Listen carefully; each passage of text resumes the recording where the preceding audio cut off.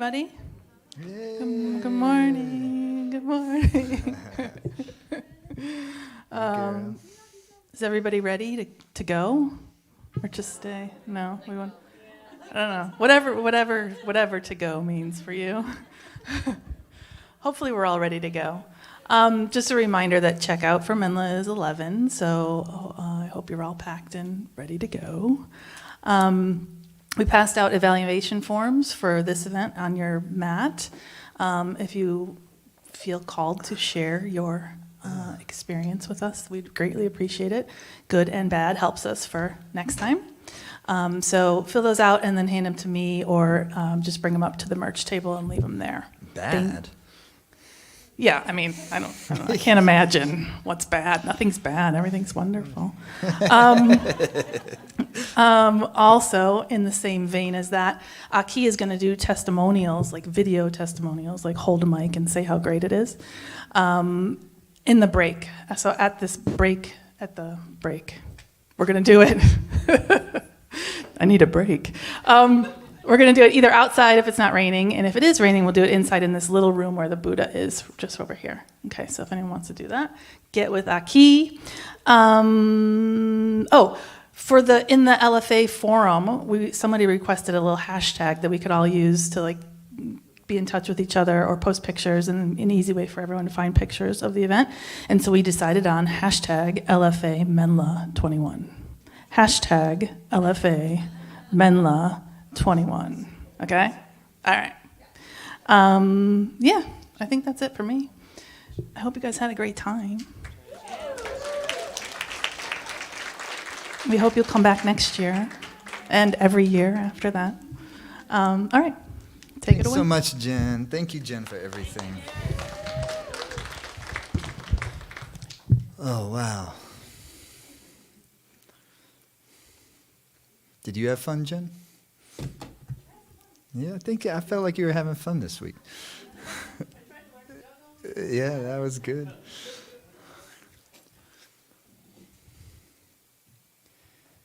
All right, cool. We're getting there. People are packing their bags still, huh?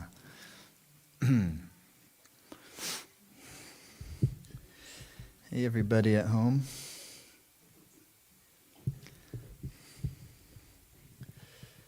Well, the real question always is on the final day, is that when we go home, who is going to cook for us?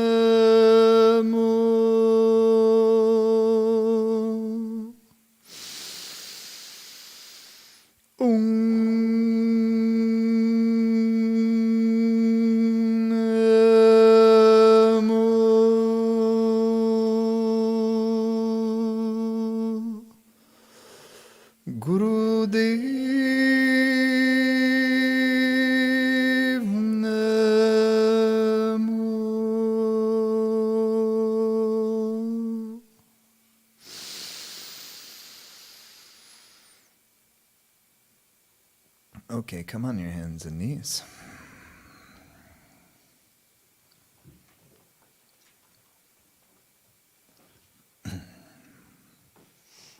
And go in just a minute or so, cat cow.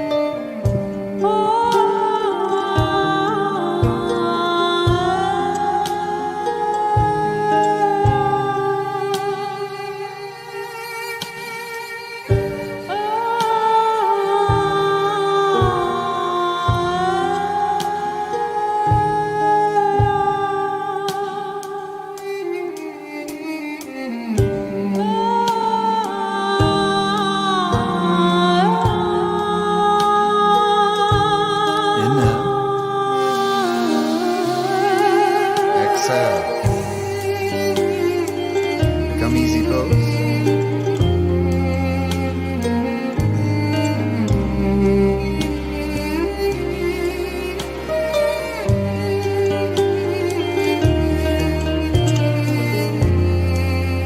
Chest out.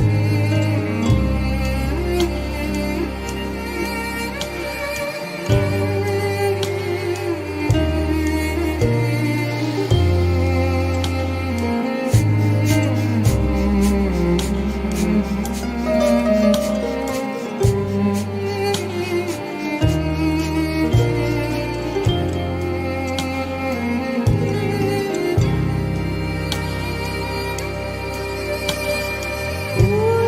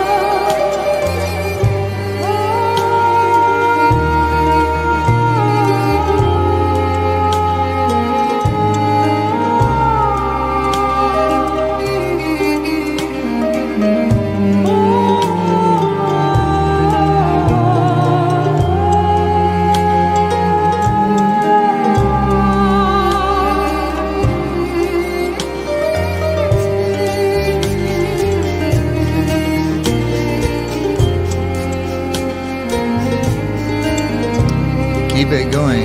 The face relax, the tongue relax, the gaze relax in the space of your Ajna Chakra.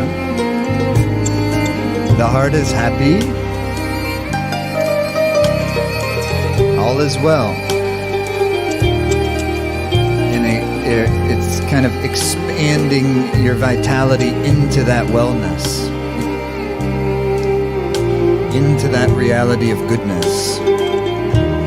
Kuratakavan kaha vichar vayana java ekava jotu bhave sahibhavika tu sada salamat nirankar. What of your universal, unfathomable, and profoundly feminine creativity and power could I even speak of or reflect? I cannot even once be a sacrifice to you. What pleases thee is the only good worth doing, O Great Spirit. Indestructible, unbound, and beyond any form. Inhale, thumb tips touching, fingers stretch wide, release the shoulders, under tongue, roof of the mouth. Inhale some more, touch the ceiling, release the shoulders, hold the posture, exhale, inhale deeply. Release the shoulders, touch the ceiling, Mulban. Hold the position, exhale. Inhale.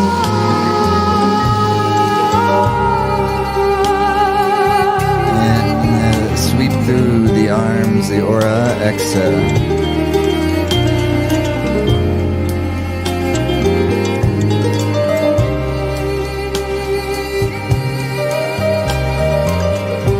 Stretch the legs out wide.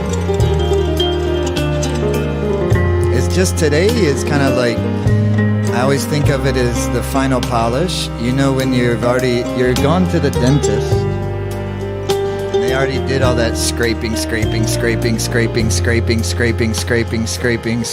the worst part of the dentist visit, right? When it's like scrape. That was a couple days ago though. And then at the very end is a little polishing that happens. And here we are. Inhale, center. You know how to do this. Come on.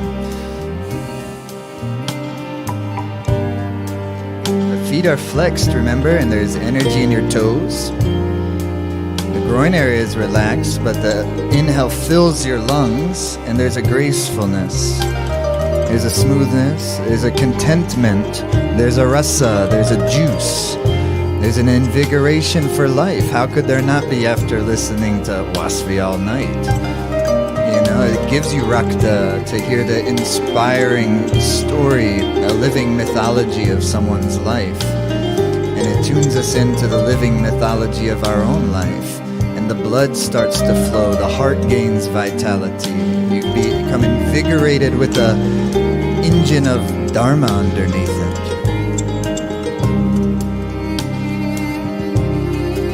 Letting our life proceed by its own design.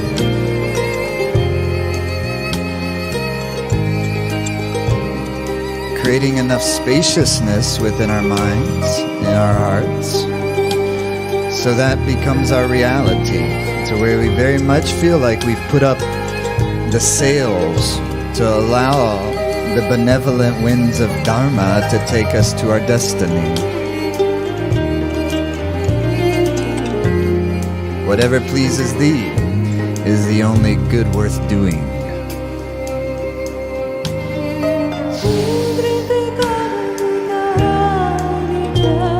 Inhale, open the legs a little further, keep going.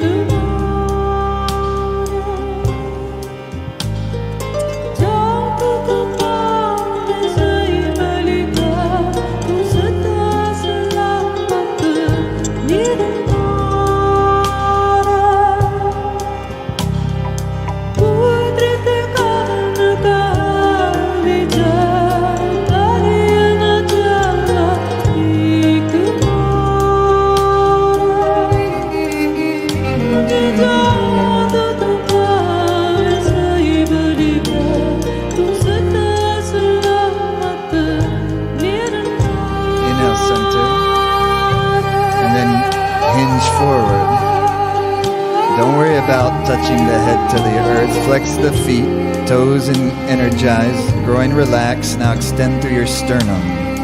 Tuck through your chin, release the shoulder blades down the back. Breathe long and deep.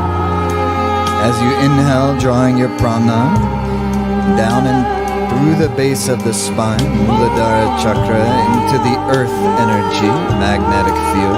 And as you exhale, drawing the prana from the root up into the skull. And then keep that about 30 seconds.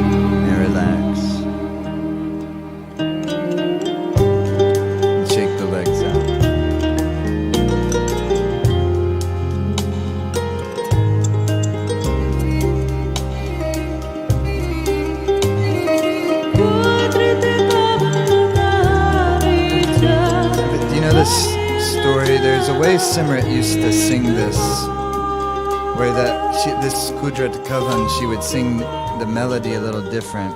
You know, I can play what, and she still does sometimes. But I thought it was a really cool story around this.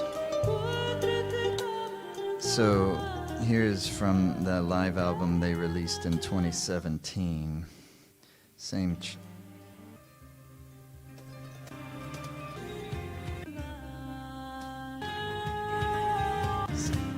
Just finding that part.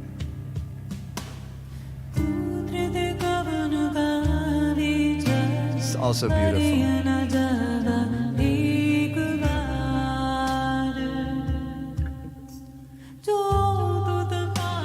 But we were in New York City a couple of years ago, and Simrit, and they were on tour. And they had 2 nights back-to-back at the Angel Orensons in New York City. You probably were there for this, Danielle. And you know, in New York City, that's like, you kind of circle that date on the calendar on your tour. Everybody wants to get up for New York City. And that Angel Orensons venue is incredible. It's this old Gothic synagogue that's been converted into an auditorium. Really cool vibe. And so anyways, prior to getting to New York, Simrit got sick, and so she had some like throat thing. Pre-COVID days. The one thing, just a little aside, that I think is smart to maybe try to, because today we'll do a little questions and sharing here in a few, but also trying to maybe distill what in our dispositions and our sense of commitments or devotions that we want to bring back with us, keeping it very simple. One of those things is really kind of gaining clarity, I think, at least for me, on how much you want to get wrapped up in everything going back. Because that will take some discipline and some I know where I stand. When I know where I stand, then I can be compassionate to others regardless of where they stand and have boundaries. I know where I stand. And then, of course, there's room for that. There's room for change and all that. But I'm not getting wrapped up in people's dramas. My life force is too precious for that. No way. What a waste, you know? So anyhow, back to the story. We were in, she got sick. That's how that came up. And she was so sick that she couldn't even talk. Like remember that? She was even we even tried like whiskey. And, because that's what her parents would, she grew up in a Greek family, and her folks would give her, what did it say in Greek? Metaxa, that Greek liquor. And when they were kids, that's what they get when they get cold, catch a cold. My parents gave me that when I caught a cold when I was a kid. I would have always faked a cold. But we were Jews, so we got wine every Friday. And so anyway, she didn't know if she was going to be able to. She couldn't talk, and so she didn't know if she was going to be able to sing at all. And they're considering canceling the show. Da da da da da. And so, anyways, make a long story short, she got up there and she fucking destroyed. It was, it just came through. But then when they played this Kudrat Kavan, she couldn't hit that because of her thing. She couldn't hit that low register. So she just, in the moment, changed the melody of how she sings this hook. The Kudrat Kavan.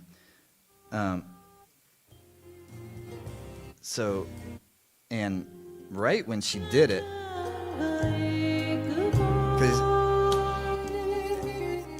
because of her limitation, it changed. She changed how she created a new way to sing the melody, which took a total different effect. Now she uses both.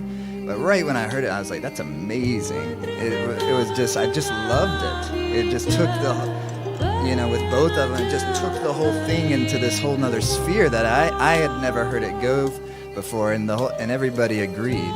So anyways, it's just another example of Bob losing his eye from a tie iron, and our difficulties in life, even these little ones, they always do bring us blessings. The only reason I ended up doing yoga is because I got really sick and was in and out of the hospital with digestive issues through my teenage life. So, you never know. That's the thing. Okay. One other exercise here, and then if anyone has any questions, we'll do a little bit of that, and we'll see how this session goes. But then we'll take a break, and we'll have the last hour and a half of our journey here together, the Vitality of Radiance.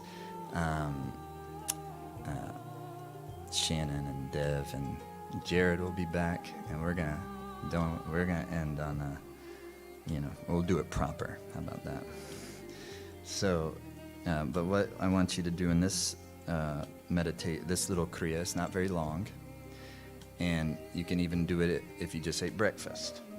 And what you're going to do is have your hands in like a Buddha's mudra, so the back of your right hand into your left and thumb tips touching, hands in the lap and heart lifted up. And your eyes are open in this. Bless you. Your eyes are open. And what you're going to be doing, it'll probably start to feel really good, and you'll want to close your eyes maybe, but try to keep them open. And just pick a single point to gaze at.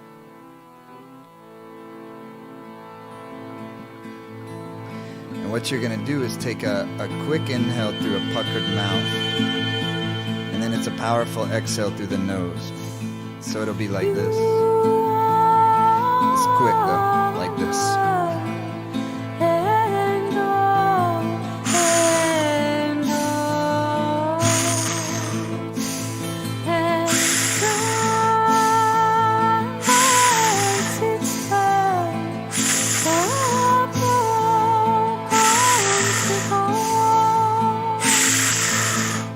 You do have to use the navel to exhale the breath that well.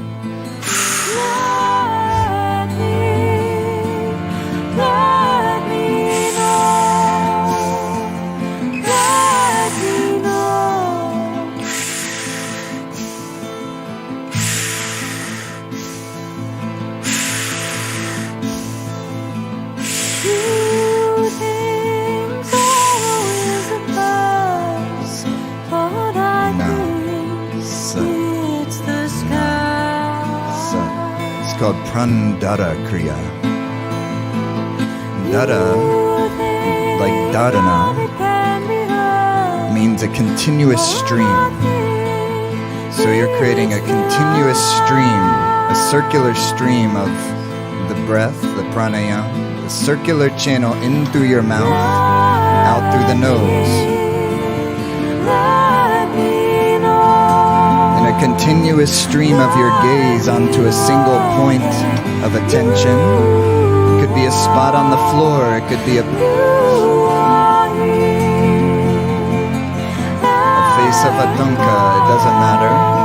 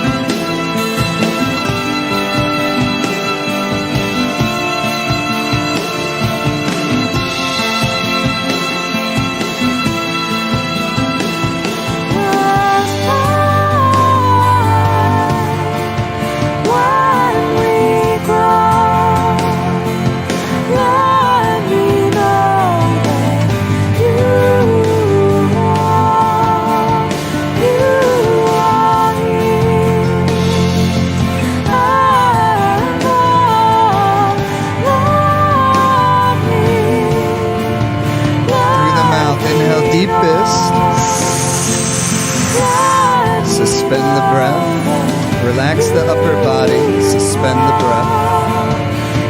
Through the nose, exhale. Now very deep through the mouth. Inhale. Lift the pelvic floor. Relax the upper body. Close the eyes. Become very spacious. Exhale. Inhale very deeply.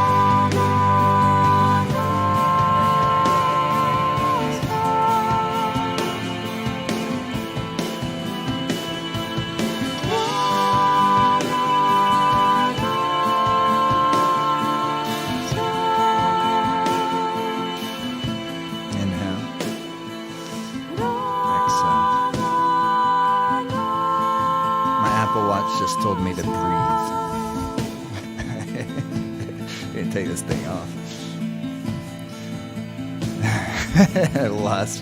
Latvia got me on this Apple Watch.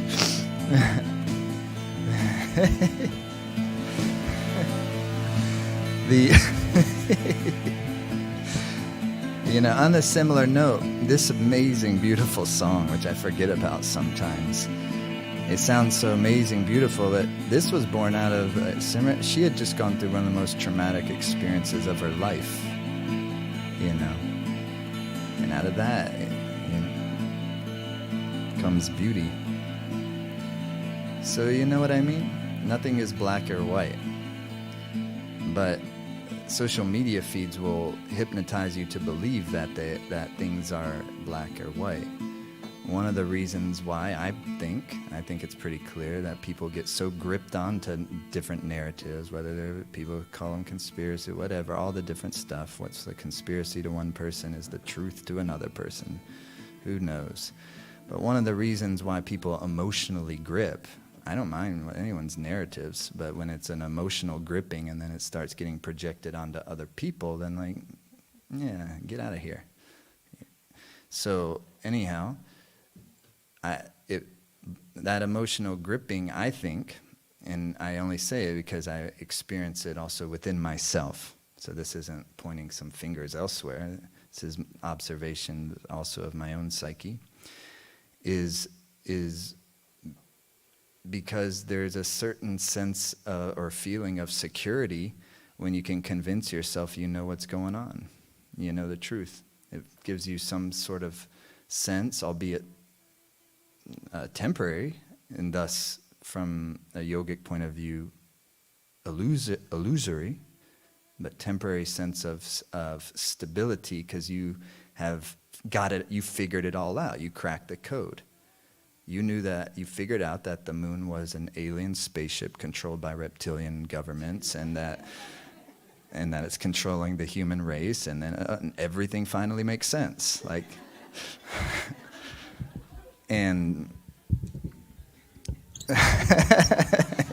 exactly. He said, "Isn't that true?" Yeah, I mean, the yogis do talk about stuff, but it's not. Again, it's just such a more beautiful vision, and it has all that in it. Actually, not that specifically, but obviously, we started our time here talking about the naga that's hanging over in the creek.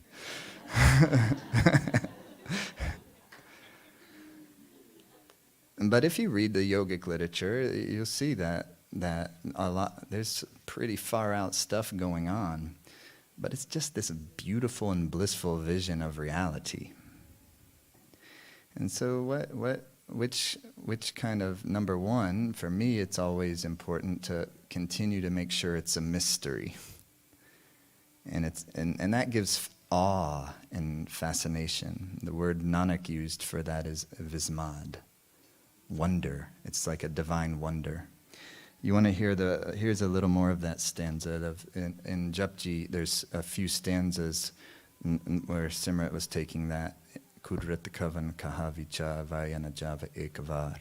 He ends several stanzas in a row with that, around the 14th, 15th. First he's saying, and that's why it's always nice to kind of, maybe we'll do one of these, it would take longer than just a few days, but maybe we'll spend some immersion experience where we just travel all through all 40 steps of Japji. And that would be really fun. And so anyhow, he's first, as Bob loves, he always I try to go to others, he's like, let's do the Mool mantra. Ek Onkar Satanam. And that's what we're chanting in the morning, is the beginning of the Mool mantra. Ek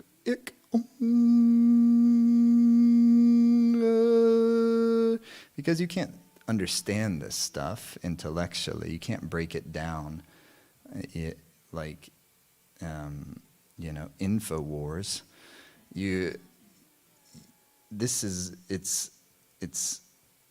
It's poetry.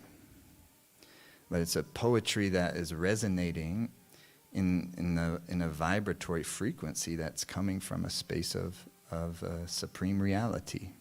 is the idea. But then, of course, we have to investigate that for ourselves so we can feel if that resonates as, and then eventually experiences as truth for us. So anyhow, this is one of those stanzas. He uses the word Dudam for dharma. Dudam.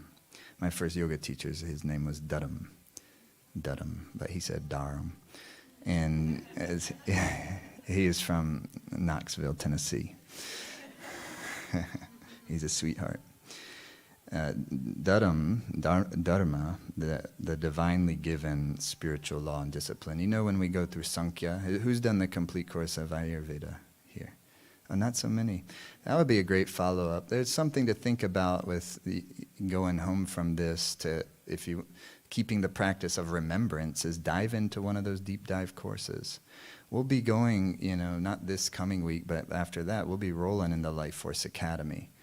We need to give our team a week to get back and get set up and recover and sleep for 54 consecutive hours. But after that, we'll be rolling again. But also it's, and for me at least, my practice is always more consistent when I'm actively connected to the teaching side of it. I'm actively listening, I'm actively, studying is the wrong word because most of the time it doesn't feel like studying. It feels more like attuning, keeping my mind attuned.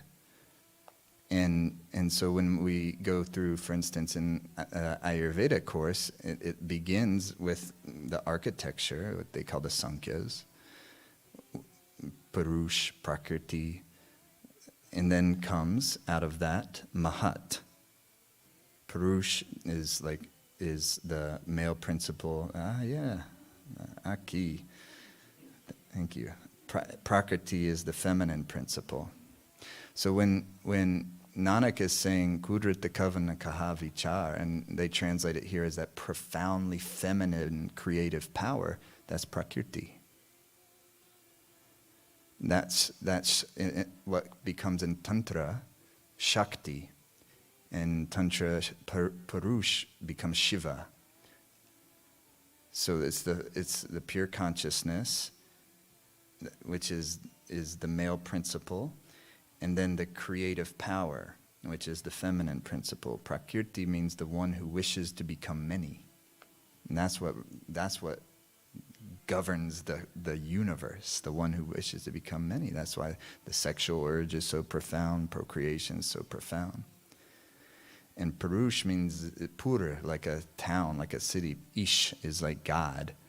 And so Purush is the God which dwells in the city of your senses, your consciousness.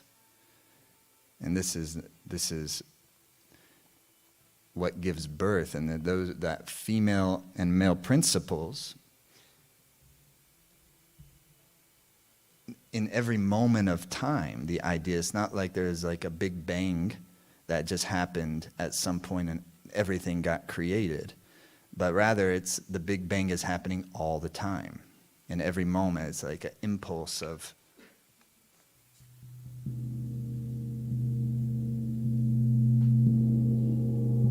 and that's why there's a sound wave underneath there. It's just to represent the substratum. The ether element is the most subtle of the element, because what this is essentially how consciousness comes into form, comes into these beautiful bodies, these beautiful plant bodies, beautiful mountain bodies, everything. And that sound the yogis describe, as Tenzin was teaching the other night, as the 3-syllable Om. And so that's when Nanak came out of the river. That was the first thing. Ek, one, Om, vibration. There's one vibration. There's only one. It's infinite paths. There's only one vibration that's animating everything. So out of that, the first thing that is born out of that is Mahat. And Mahat means the great. And what it refers to is the great truth principles that govern reality, that govern this universe. So we could call that also dharam or dharma. So Nanak says dharma, the divinely given spiritual law. It also, Mahata is also the laws of physics, for instance, in the rotation of the planets. There's a reason why we can predict exactly what transits are going to happen at one time, because it's physics. But also it's the subtle laws of dharma and karma. And karma is something that's incomprehensible. But practically speaking, we can describe it and we can understand it in ways that are functional for our lives, just like Wasfia did last night, really clear and really beautifully. And just like everything matters. Don't leave your poop up there. It's going to come back to you. Don't you think? And so how does that metaphorically go into my life? You know? Where might I be leaving my poop, or I should have took it with me, so to speak. So dharma is the bull. Interesting. Dharma is the bull upon which the entire universe rests and is born as the son of mother compassion. Really beautiful. I just imagine him, he'd gone somehow into this underwater kind of portal that takes him into the supreme reality. And then he's coming back to somehow describe it. How do you describe it? And that's why all the saints and sages, they're poets. Because how else? So Dharma is the bull upon which the entire universe rests and is born as the son of mother compassion. Deep and continuous patience is the mantra, and the thread which holds it all in place and binds everything together. How about that? Deep and continuous patience is the mantra, the thread which holds it all in place and binds everything together. If someone understands this, that person becomes a custodian of truth. How much weight does the bull of Dharma carry on its back? There are so many lands here and beyond. What power is there that supports him in what he carries? The names and the colors of all the different souls are continuously written by the same pen. One vibration. You see, in Nanak's case, the supreme reality becomes personified. And because it's a love affair. And that, I think, is the advantage. There's, of course, pros and cons to personifications, I'm sure. I don't think there's any cons for Nanak, don't get me wrong. But for the human beings in general, there can be definite pitfalls to personification. But I think also the other way around. When it's no personification, it's harder to get into the heart. How do you have a love relationship with something that has no sense of even imagined form? So all the names and the colors of all the different souls are continuously written by the same pen. If someone were to try to know you by writing all that you have written, how much writing would it take? How many forms are there, awesome in their power and beauty? How many gifts? Who can know their limits? With one gesture, you, my spirit, create the entire universe. From that, 100,000 rivers come into being, currents that run through, nurturing the cycle of life.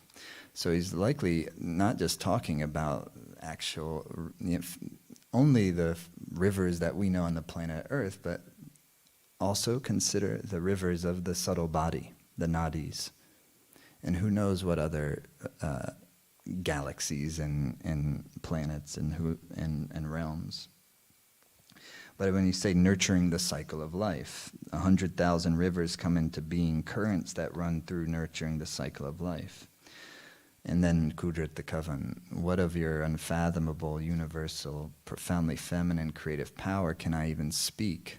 I can't even, I'm not even capable of it. And this is an enlightened being. I'm not capable of it. I can't even once be a sacrifice. It's like, I'm not capable of doing sacrifice. Like, my sacrifices mean nothing. I know nothing. What could I even do? What pleases you? He's speaking to the Great Spirit.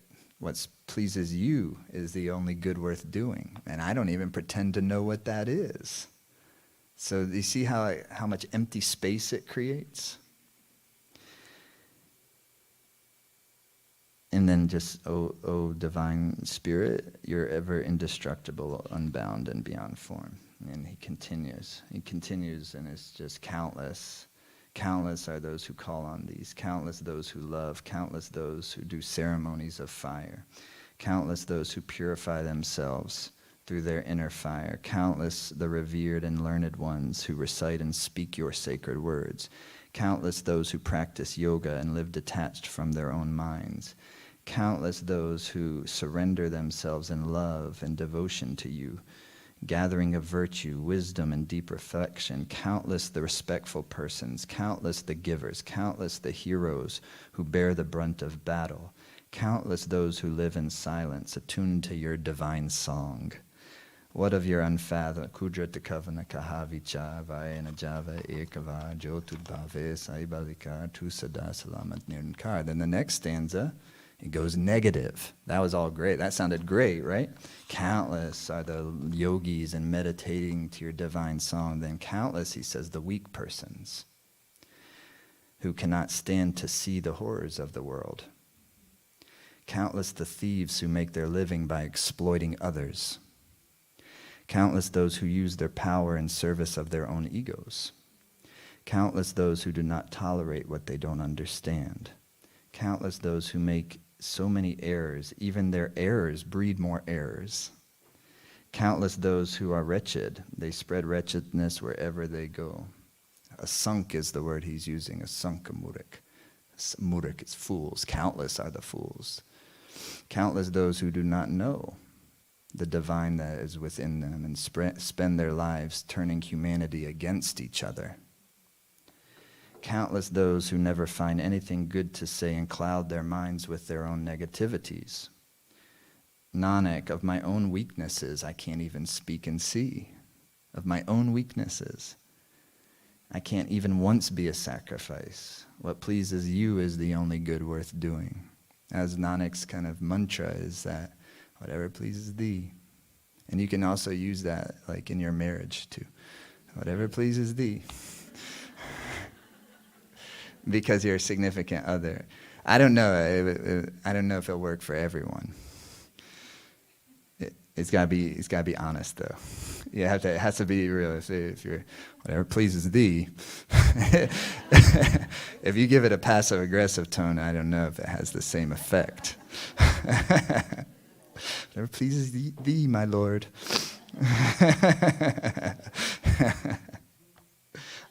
A little condescension if it has some if you can laugh.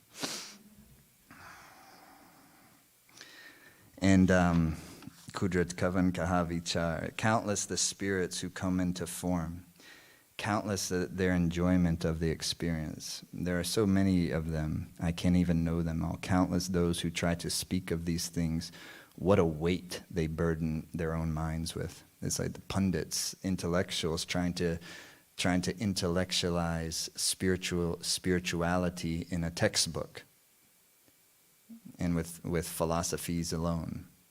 He says, countless those who try to speak of these things, what a weight they burden their own minds with.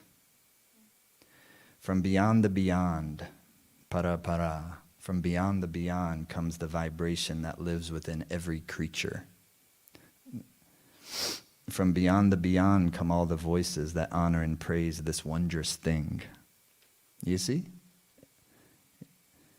From beyond the beyond comes the definition of wisdom, sacred writings, and virtues. From beyond the beyond comes all that is written, all that is spoken, and all the sacred sounds. From beyond the beyond comes the instruction of how to attain complete union with the divine and surrender yourself to the experience. The one who does all the writing, no one can write anything for him. He does personify him sometimes masculine. He's in a definite patriarchal culture, India, northern India at that time. Actually, he was born in what we now call Pakistan. But also he personifies it female as well. And he personifies himself, a male, as a female, constantly calling himself the bride, the soul bride. Living in the purity of one's own self-existence, that is how the true spirit comes. That true spirit is within all things and creates all things. Without that true spirit, nothing would exist. Kudratikavan kavicha. That's good for now. So then right under that mahat, just to finish that up, you get ahankara. And that brings us to the 8 human vitalities. Because remember, the feminine and the masculine principle, in every moment of time, is like the nucleus of the creation, is impulsing, impulsing, impulsing. And every moment, the yogis describe it as a wink of the eye, because it's not as long as like a unit of time in terms of a second. It's wink of the eye. They say the crown chakra or the psyche releases 1,000 vibrations. They call antara, the impulse of the soul, and that, or we could just say thoughts. But that impulse is actually more subtle than a thought at this point. Its antara has a sound, which is a mantra. So you're always chanting something. Question is, what is it? So the psyche is always going to be chanting something. All the yogi is doing is giving it a really good vibration to vibrate, as opposed to whatever the older negative subconscious patterns are that are causing us more suffering and making our lives more challenging and limiting our ability to experience greater and greater love and compassion. You with me? So, but even that matrix of trying to untangle the subconscious web of negative thoughts, feelings, emotions, and desires, that's unfathomable, really. And to try to do it through psychoanalysis it's a never-ending journey. I'm nothing against psychoanalysis. I'm all for it. All for all that stuff I mentioned earlier. Therapy, do it. Psychotherapy, do it. All of it, do it. But ultimately, we're not going to figure it out. But what we can do is start to take the electricity away from some of those old patterns so they no longer dominate us. And then when we take the electricity away from the patterns that we have from who knows where, the traumas that we're aware of in countless lifetimes most likely, and who knows? And then some of it may not even be ours. It might be some just sort of ancestral connections or familial connections that somehow we're inheriting, and maybe we're inheriting it so we can liberate it. And maybe we liberate the ancestry going back, and perhaps we liberate it in the ancestry going forward. And so it's not just about ancestral karma, it's also ancestral dharma. We have a dharma with the bodies that we were born into, the shapes, the colors, the ethnicities. And also then there's something far beyond that. So it's all of it together. It's not one or the other. And that becomes the beautiful myth. That becomes the kind of legendary story of your life. It's not that just like Vasviya's is legendary. Everyone has it. Is just the ability to get out of it. That's get out of the mundane way of looking at things. Which is why I liked that sutra from the Flower Ornament Sutra that Tenzin was reading, and it went on and on and on. I didn't remember one of the instructions is the problem. It's like you cross your legs, you do something. And you do it for all beings. It's like you go to the bathroom, you think of something for all beings. I couldn't remember. There was like 7,000 of them. But I really like it because, I mean, that's pretty advanced stuff, though, if you could really bring yourself into a place where that was becoming habitual. That's all it is, though. It's habitual because we're doing something. We are chanting something while we're doing all those things. It's just, what is it? So when you're starting to use mantras, and those are mantras, whether they're English or whatever, mantras are thought patterns that have sound. Antara, mantra. Then it's going to have an effect. So I found something that was similar to that. But I'll get back to it in a minute because I lost it. So anyhow, that web of when you can take the electricity off of the difficult patterns that we have, it's not that the patterns are gone altogether, it's just that they just don't have the gravity that they used to have, to where they overtake your sense of well-being and your sense of self-confidence and your sense of self-love. There's mamsa and meda. Vitality of confidence, vitality of love. You have good vitality of confidence, then even when those patterns show themselves, it's kind of like, yeah, I've already got boundaries with that. And it's not that I actively have to have boundaries of it. I always think of it, it's just kind of like what makes you cute and lovable. People are more lovable when we know, like when you share and you're vulnerable and you share kind of like what's going on internally. People can have more empathy and we're more relatable. It's the same in relationships. When you're early in the stage of the difficult parts of relationships, then the glory of a relationship is that it acts as a yoga, unfortunately. And that is that somehow in this prakriti, this universe is magnetic. And so especially when we're younger, we're just drawn together by the forces of magnetism. And it's like, holy crap, she's amazing. And like, poof, there, and like, then all of a sudden you got a baby and there's a wedding and a whole bunch of responsibility, by the way. And as we get older, of course, hopefully that, our ways that we work with our magnetism, matures. There's nothing wrong with that. That's also, that type of magnetism is a whole lot of fun. But it's not going to last. So then the honeymoon phase of the relationship will come to a close. Law of the honeymoon phase is it has an expiration date. And it's relationship people say it's like 2.5 years max, unless it's like a extramarital affair. Then your honeymoon phase with that person can last much longer. I'm not promoting that, I'm just saying that's what I heard.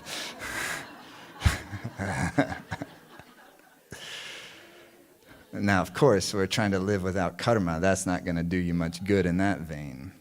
That's the whole thing, is how do you go through life, and how do you go through your especially challenging experiences in a healthy way, in a tender way, in a vulnerable way, without creating new karmas along the way. That, for me, is kind of my mantra. How do I go through this without creating new karmas?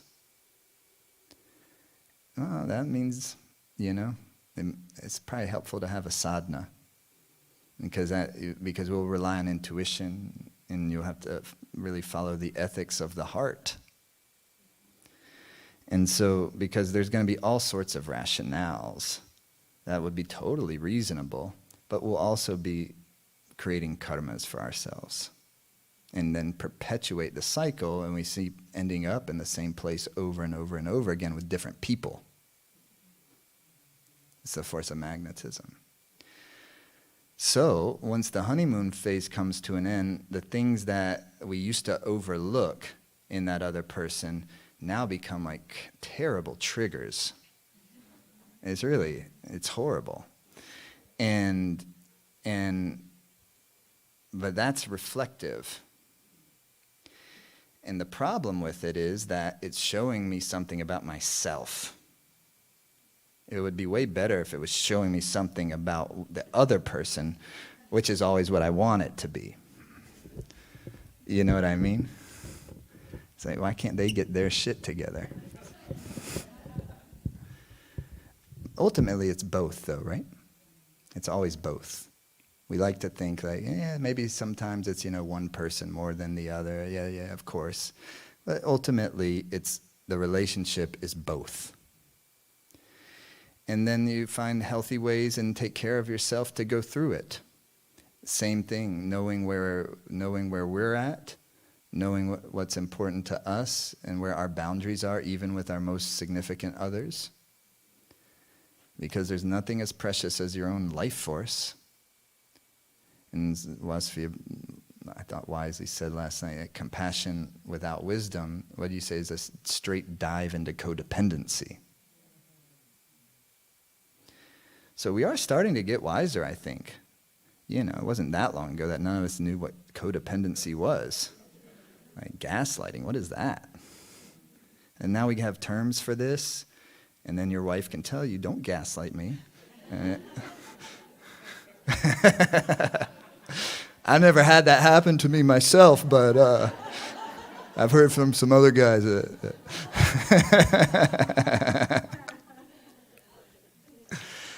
So anyways, the point is that none of this is going to be easy all the time, necessarily smooth. So you weave a basket that keeps room for all of it. All the ups and downs, the basket weaver. You have these reeds of your life. That's what Tantra literally means, or one of its meaning is to weave. And so you're weaving a basket, and that's what good sadhana helps us do. It helps us develop bigger reeds so we can have a bigger basket that can contain all the ups and downs of our lives without them throwing us off our balance and thus outside of our character, our natural character, and thus creating new karmas. And thus perpetuating the cycles that we were trying to get out of in the first place that provoked this whole thing. You see what I mean? So then we left the relationship, but if we're leaving a relationship but still creating new karmas along the way, we're just going to get the relationship again. That doesn't mean that you can't leave a relationship without creating new karmas. Of course you can. Things come together and things fall apart. That's what they do. So it's not about one end result or another end result. This is not Cinderella. That's not what the legend of the Buddha was teaching. It's not the vision of the world where there's some glass slipper and some Prince Charming and something. It's like, yeah, that's a myth too. I'm sure there's some truth and reality to it, of course. There's some beauty there. But it's also like the hypnotic trance of samsara that has us thinking that something of that kind of nature is going to give any sort of a sustained happiness. It's definitely not. The only thing that gives a sustained happiness is a sustained happiness that is generated from inner conditions that allow us to hold and experience deeper and deeper wells of love and deeper wells of compassion without needing a stimulus to maintain it. So that's why it makes sense to have a little bit of a mantra. So here is here is very similar. I don't know who this yogi is. This is a great book, by the way. It's just a compilation that Matthew Ricard put together called On the Path to Enlightenment. And it's quotations And some of them like very, very developed, long passages from great Buddhist masters of many different sects. And I don't know who this is, Rahula Bhadra. On every occasion, pray tirelessly for the benefit of all beings. When you're going to sleep, think, may all beings attain the absolute nature. When you wake up in the morning, may they awaken as Buddhas. And when you get up, may they have the body of a Buddha. When you dress, may they be clad with let me skip that one. When you start a fire, may they burn the firewood of negative emotions. Some of the stuff also in reading some things is meant for, monastic men. And so sometimes the way they'll talk about sexuality won't be as applicable to the modern day person who is a householder, and maybe not as useful. When you start a fire, may they burn the firewood of negative emotions. When you eat, may all beings eat the food of concentration. When you open a door, may all beings have access to the city of deliverance. That would be awesome if every morning as you were going out your door into Staten Island and you're like, may all beings have access to the city of deliverance. And you look out and it's Staten Island. When you close a door, may all beings close the way to lower rebirths. When you go out, may I take the path of deliverance for all beings. When you go somewhere, may I lead all beings into the higher worlds. When you arrive, may I liberate the beings of the lower worlds. When you see someone happy, may all beings find the happiness of Buddhahood. That's a good one, right? When you see someone happy. And I'm not suggesting, nor do I think Tenzin was the other night, unless you're really a Buddhist practitioner yourself, that you're taking these literally. But what's your version of it that you could creatively come up with, that you could put into your life? I would, suggest or maybe encourage to consider that it is outwardly focused in our relationship towards others, in addition to ourselves. But when we say all beings, we are also included in that. It has to start there. Because if I'm not wishing myself these things very genuinely, it's impossibility that I could genuinely wish it for any of you. That would be disingenuous. So when you witness the suffering of others, may all beings be free of suffering. Now that's a good one, and that's as simple as can be. When you see someone happy, may all beings have the happiness of realization, of joy and love. Well, that might be a mantra that you use to counteract the kind of cynicism that has a little more power currently. You see that person's happy, is like, well, you come up with some other mantra. That's, I wonder what she did to get that. You know what I mean? So this is just working with the mind, and that's all it all is. So if we bring that one final time up, that Sankhyas, the in-between, that the pure awareness, pure energy, pure love, and my current experience is what we call it in the Western semantics of the psyche, subconscious mind.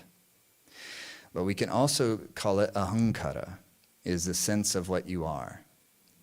It's the I former. And are we able to bring that back up, the Sankhyas, one more time? The I former. Are you with me? The last little bit, before we move on. And you see back behind the Prakriti and Purush, there's that Sri Yantra we placed there, which is really just there to represent Ik Onkar, which is the one vibration. So that's non-binary. That's giving life to feminine and masculine. And then, but the key point of this is ahankara, which is right in the middle. And that's your sense of what you are, your sense of identity. And that's not a static thing, or hopefully it's not a static thing. If we just go business as usual and do exactly what our daddy and mommy did and essentially just repeating and going and leaving everything on default settings, then it is a static thing, more or less. I'm this type of person, I'm an anxious person, I don't like this, I do like that, etc., etc., etc. And there's a kind of a hard wiring or cemented type of sense of self, a cemented sense of self, what Drupada called what in June? Psychological antiques. So, and he said, do you know any psychological antiques? And so that's a thing, is it'd be hard to be psychological antique if you come around here. And that's a good thing because it'll transform your sense of what you are. Even Nanak saying, I don't even know. It's beyond the beyond. And yet we're kind of hypnotized by the trance of the material world. But the material world's important. It's not some negative thing. It's an incredible thing. It's an opportunity. And then instead of experiencing our bodies and minds how we have been for who knows how long now, everything starts to transform, and we can slowly yet surely have a more and more beautiful vision of what reality is, starting with the vision and the feeling and the experience of what we are, the incomprehensible. And that's what all of these schools of yoga, whether it's the Buddha's Dharma, whether it's what flowed from Nanak or Krishna or any of it, or for that matter Jesus, or any of the countless paths that there are, it's not that it's something to be gripped to, and then it's like, well, like we're the Jews, and so therefore, which, I was told very young, and rather frequently, I think, in Hebrew school, that, we don't like to throw it in everyone's face, really, because we're nice, but we're the chosen ones. Right? So, but we still like y'all. But I grew up in the Bible Belt, so at a high school of 2,000 kids, me and my sister were the only two Jews. And so I was also told frequently by, like, for instance, my friend's father, who was a Southern Baptist minister, that unfortunately, he did like me. But I did have hell coming my way. But he was still nice to me. Compassion, But I was, but I did at least have a choice. I could be saved. Or, go through the gates of hell. I could never figure it out. So, I can hear my southern accent coming back as I'm telling these stories. And so, it's all bullshit. That's not what any of those things ever were. That's just when denser minds get a hold of it and then are using it to manipulate. And they don't even, it's many not even know, most I think, not knowing what they're doing, forgive them, for they know not what they do. So you have compassion for that because that's a state of suffering, of course. Even to feel a superiority complex is a state of suffering. I think I'm the chosen one. Oh. You know what I mean? It's cute. So, but there's a truth to that too. There's a truth to not within a Jewish context or any one context. Those are very powerful spiritual principles that they're just getting wrapped up in kind of toxic packagings. That's why always, if you can get to the mystical part of the mystical roots of that tradition, you'll get to the good. You'll get to the goods. And, these yogas are so powerful enough, it took somebody like me who was told, we never said Jesus in our household unless you hit your head on something. Jesus fucking Christ. But that's, the glory of yoga is then, I don't know, not too long into my practices, and then you read Autobiography of a Yogi and you end up falling in love with Jesus, this Jewish boy. And so then it all opens up. And regularly I take the time and I read Yogananda's Second Coming of the Christ. Love it. Really cool stuff. So anyhow, this is ahankara, is as long as you're in a human body and you have a human mind, the psyche will identify as something. There is the identification mechanism of the psyche that is always going to be active as long as you're in the body. Once we leave the body, we'll be freed of that, at least for a period of time. But if that identity was so cemented like a psychological antique, I imagine that makes dying much, much more difficult. Because the tighter the prana is gripped onto the material, the illusory part of us, the part of us that is not long-lasting, the more difficult it will be for the prana to detach from that reality or that relative reality at the time of death. But nevertheless, the prana will be severed. So therefore, it's, high time that you might kind of loosen up those ties, loosen up those grip locks while we're here, so that we can make the whole thing blissful. So in a certain way, for a yogi, all of life is the dying process that's becoming more and more and more blissful. And so then even when Saturn comes around and gives you tremendous difficulties, or whatever, there's other ways that we have difficulties, but you know what I mean, just mythologically speaking. Saturn comes to town, life looks like easy street there's, danger at your door. So then it won't be such a drag. You won't be so disappointed that things are hard, because nothing's better than Saturn at loosening up your attachments.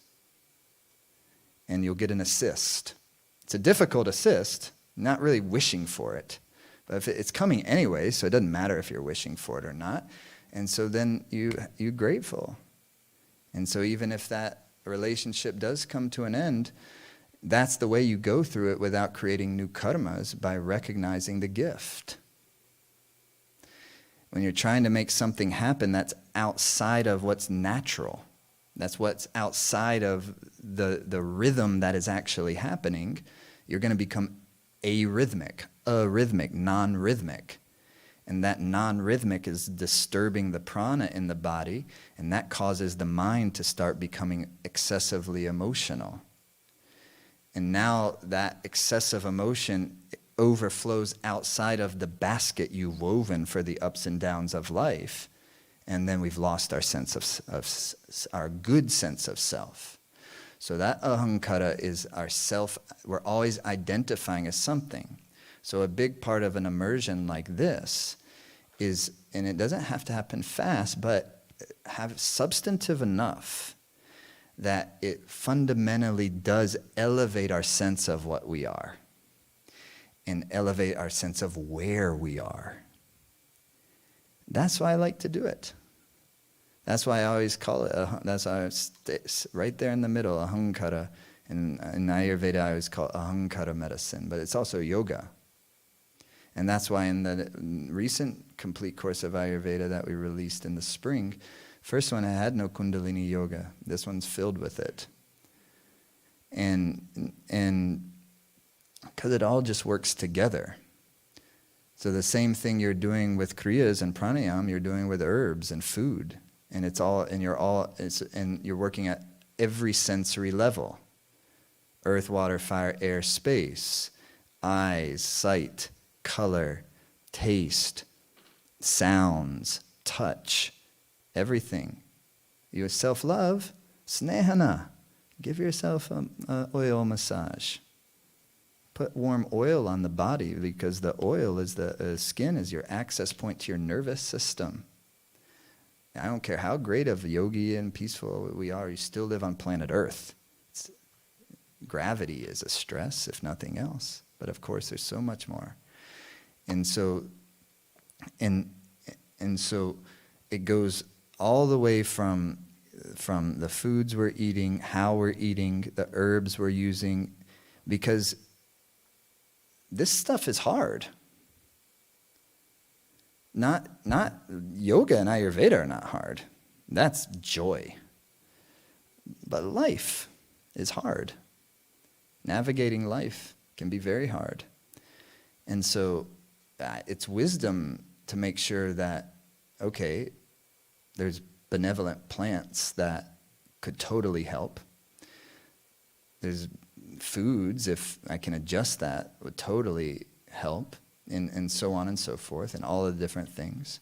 It's wisdom. The problem is our habits won't allow us so often to be consistent with any of that stuff. So we never took the herbs consistently to actually experience their deeper goodness, because we're trained by pharmaceutical industries that you just take the thing and then like an hour, the symptoms gone. That's not how herbs work most of the time, with rare exceptions. Mostly to use plant medicine, you need to have a little bit of it has to be integrated into your lifestyle. That's called Ayurveda. You see what I mean? So that loosens, all of that is just under ahankara, sattva, rajas, and tamas. Tamas is the force of density.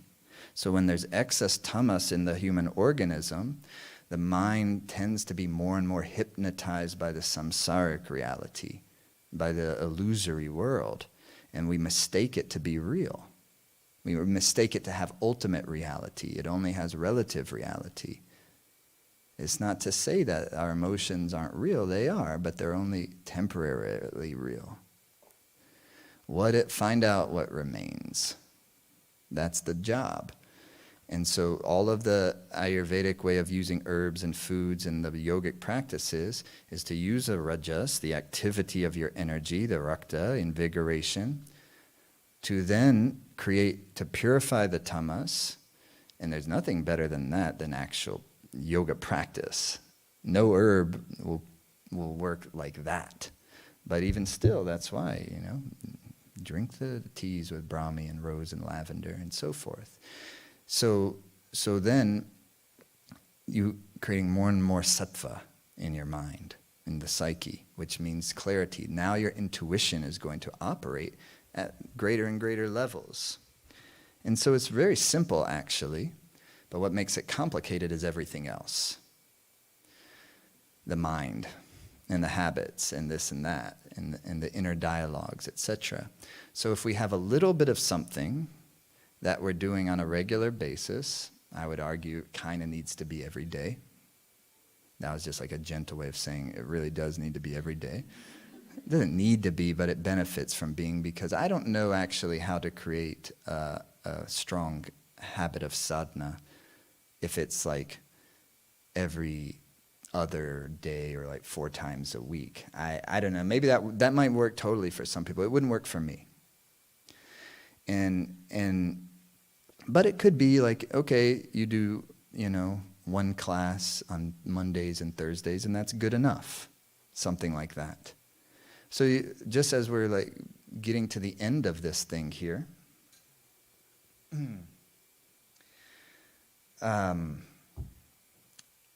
it's a nice time to be kind of thinking about a reentry strategy.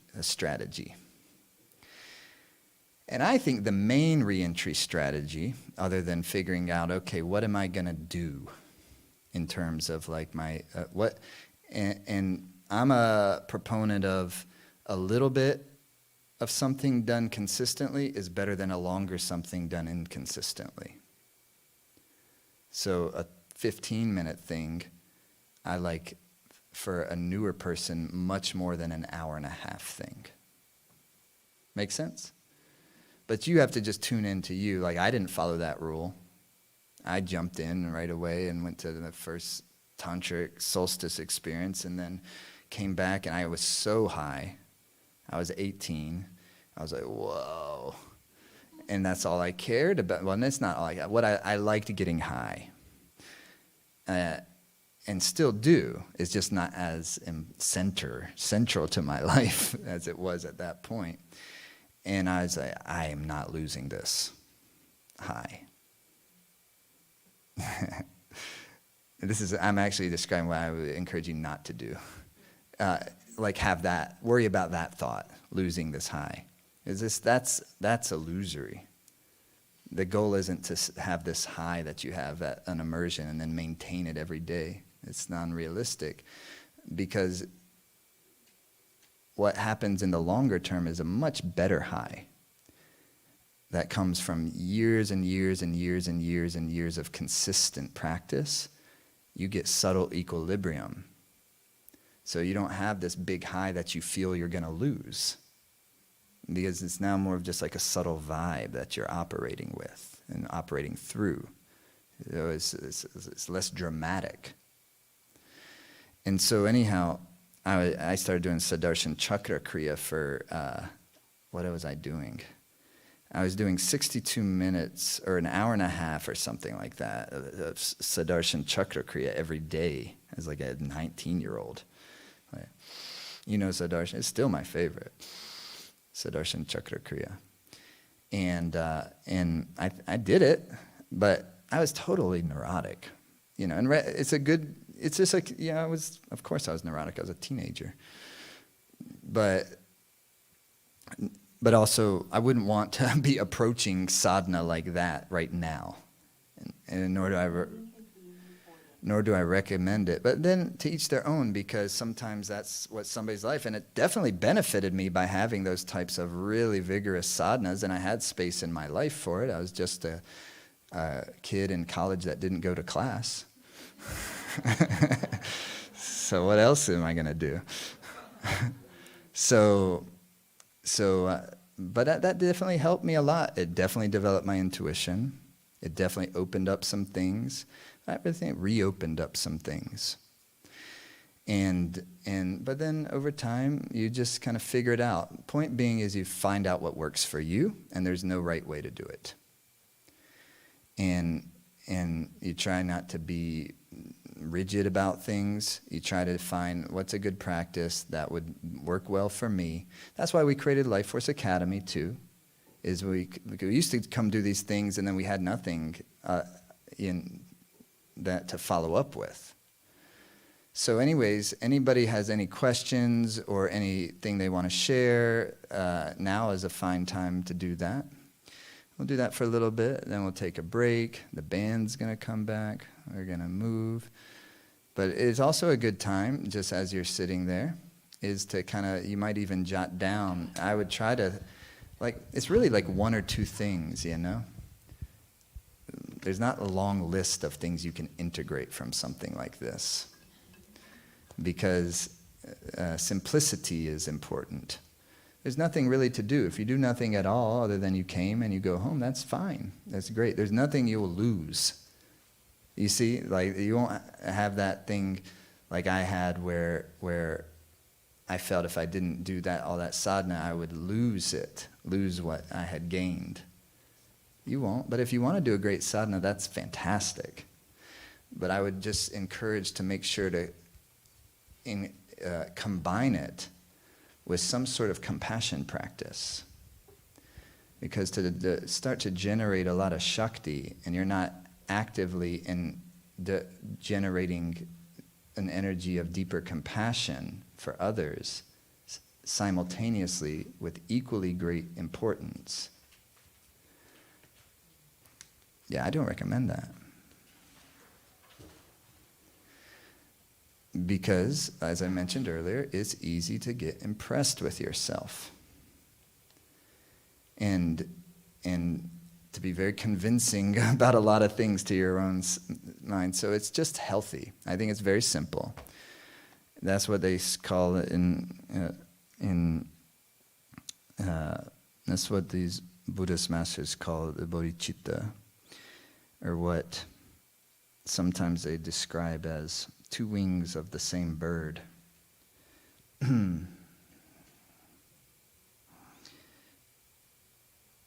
So part of it is cultivation of wisdom for greater and greater realization of reality, but the other half of it is creating compassion for others.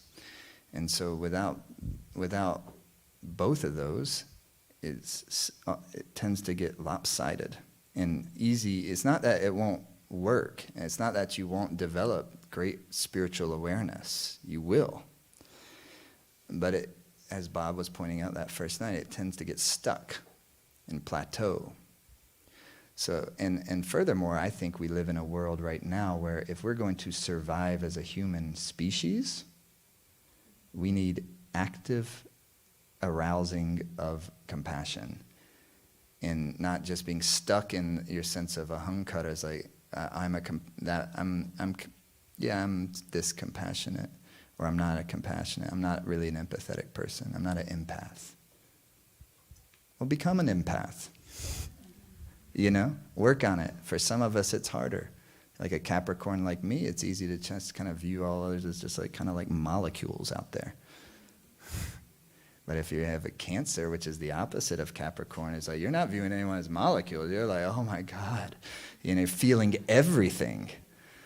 And so therefore, some of us would increase. So it's all the balancing act. Anyone have any questions or anything? So I will stop talking, please.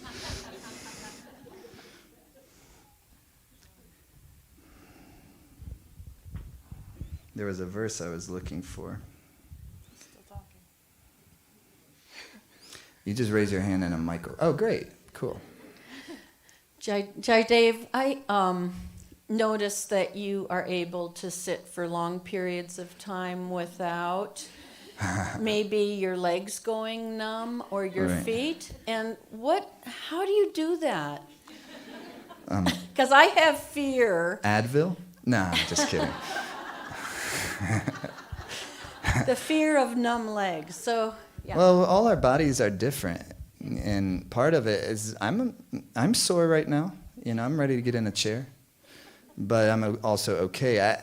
Part of it is I've just been doing it for my whole adult life, and so I'm just kind of structured. And I do a lot of asana practice, not also just like Kundalini yoga kriyas where you're sitting.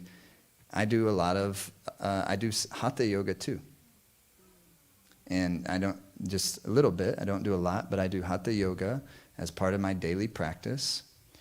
And not just for flexibility, but also for strength. When I'm doing the sun salutations and stuff, I also do push-ups and building the strength that way.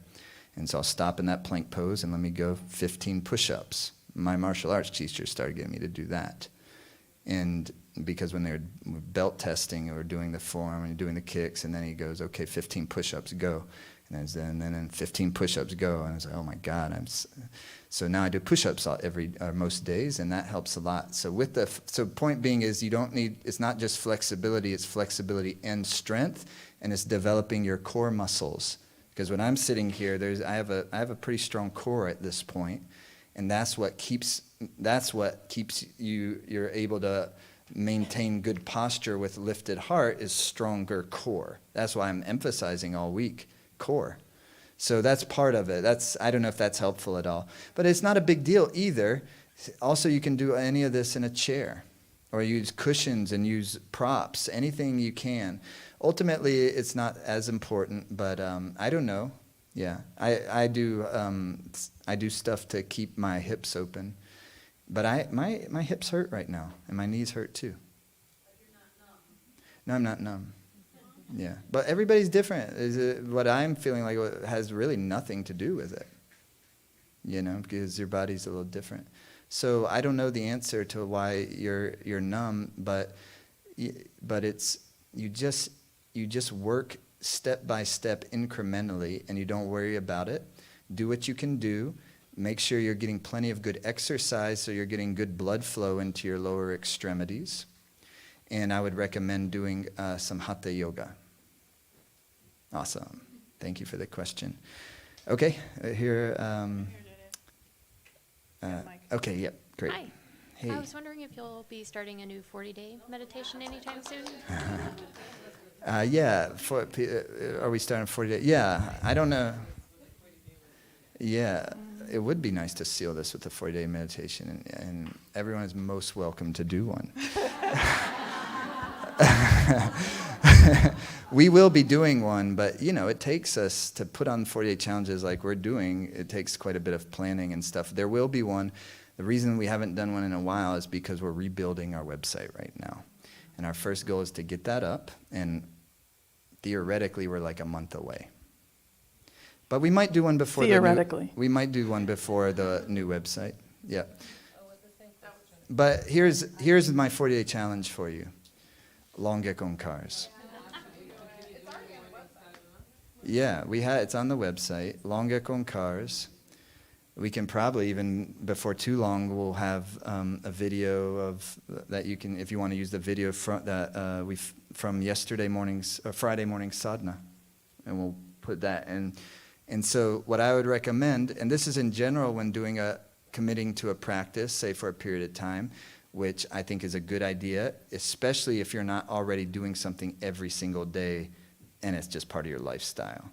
I don't really do 40-day things that much unless it's part of the Life Force Academy, because I'm doing something every day. But it is good, number one, to establish practice and to keep sense of accountability, but also for someone like me, it's good to freshen things up and to not get stagnant and running through the motions so much, because you do it every day. And it's easy to be fresh, feel fresh with the practice when we're here and all together, but when you're in your home and all by your lonesome, then it's harder. Hopefully Life Force Academy helps with that. That's the idea, is I always wanted it to not be just, okay, here's the practices. Anybody can look up the practices and find the kriyas. That's the number one question that everyone has. What was that kriya? Which we're happy to share as much as we can, but I get so bored with it because they all work. But also how you experience the kriya in one class doesn't always have to do with the kriya. Sometimes it has to do with the astrology of that day and how that kriya worked that day. And sometimes it is. Sometimes you resonate deeply with a kriya and you want to know what it is. Or you're a teacher and you just want to teach it. Definitely. Great. Awesome.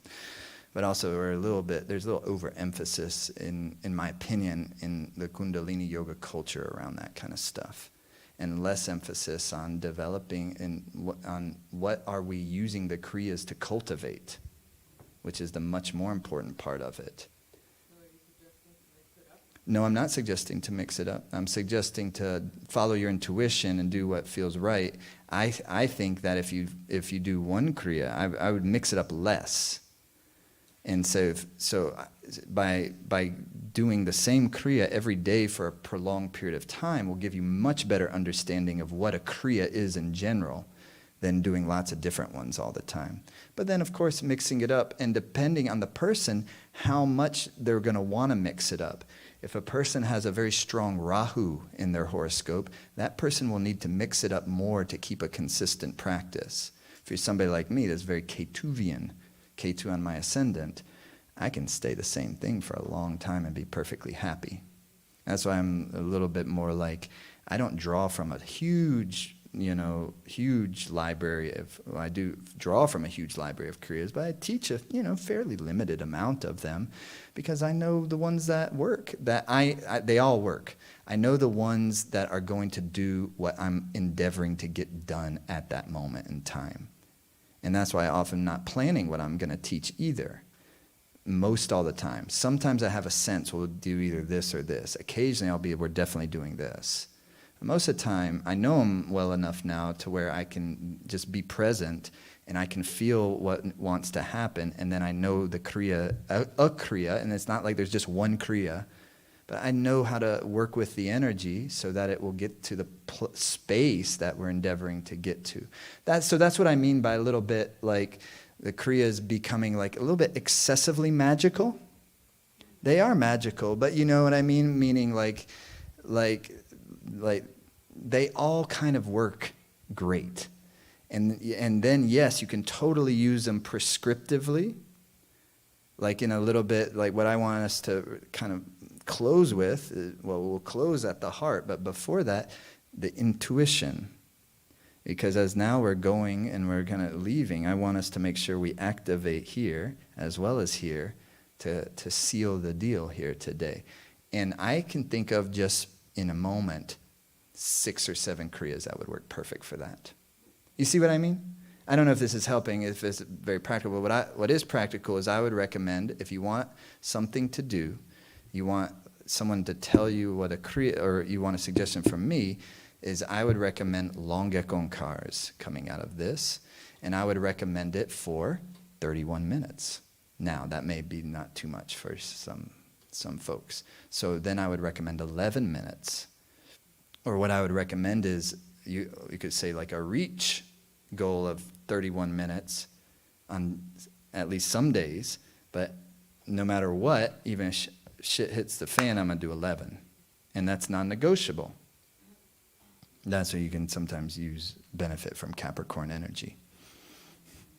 And so by creating non-negotiables, that does help you build magnetism like that, because it gives you strong boundary and container. But that non-negotiable should always come from our own intuitive hearts, not someone else.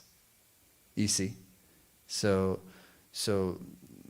I think to a large part the quality of our lives are based on the strength of our non-negotiables, more so than, of course, like our intents.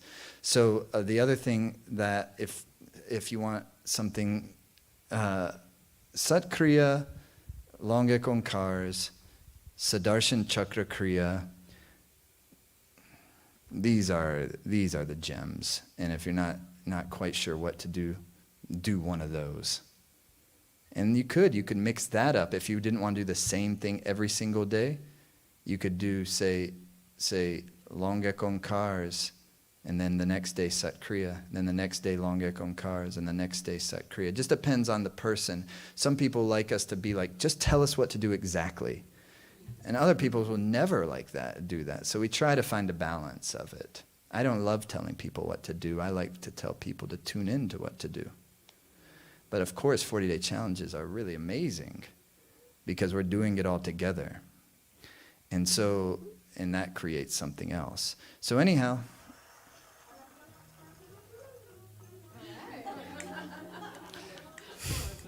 that's Mahan Kalpa's shut the fuck up music.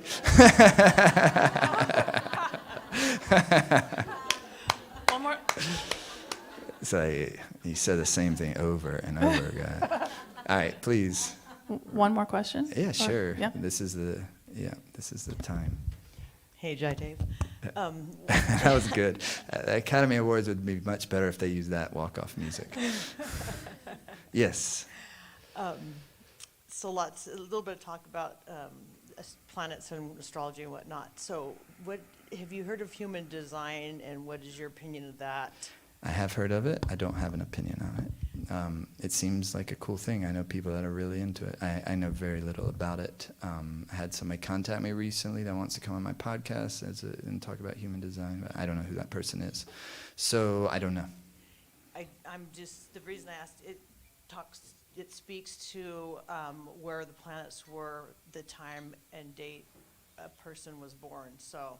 Well, that's what astrology is. Yep. Yeah. Thank you. Yeah, that's awesome. Yeah, I've only heard good things. People who are into it totally love it. Yeah. Okay. Yeah, I'm sure it's good. I'm something like a manifesting guy. Manifesting generator, I think, is that human? That's human design, right? Yeah. I would like to learn some about it, but Jyotish is such a huge thing. I'm my cup is already overfloweth. My cup overfloweth. Okay, yes, next. Hi, Chaidev.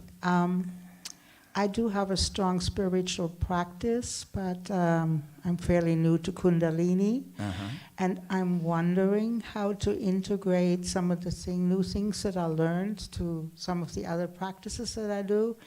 And how long do you suggest we do a daily practice? It just depends. It just depends on you, and it depends on what you want to do. And so you could do a long time, you could do a very short time.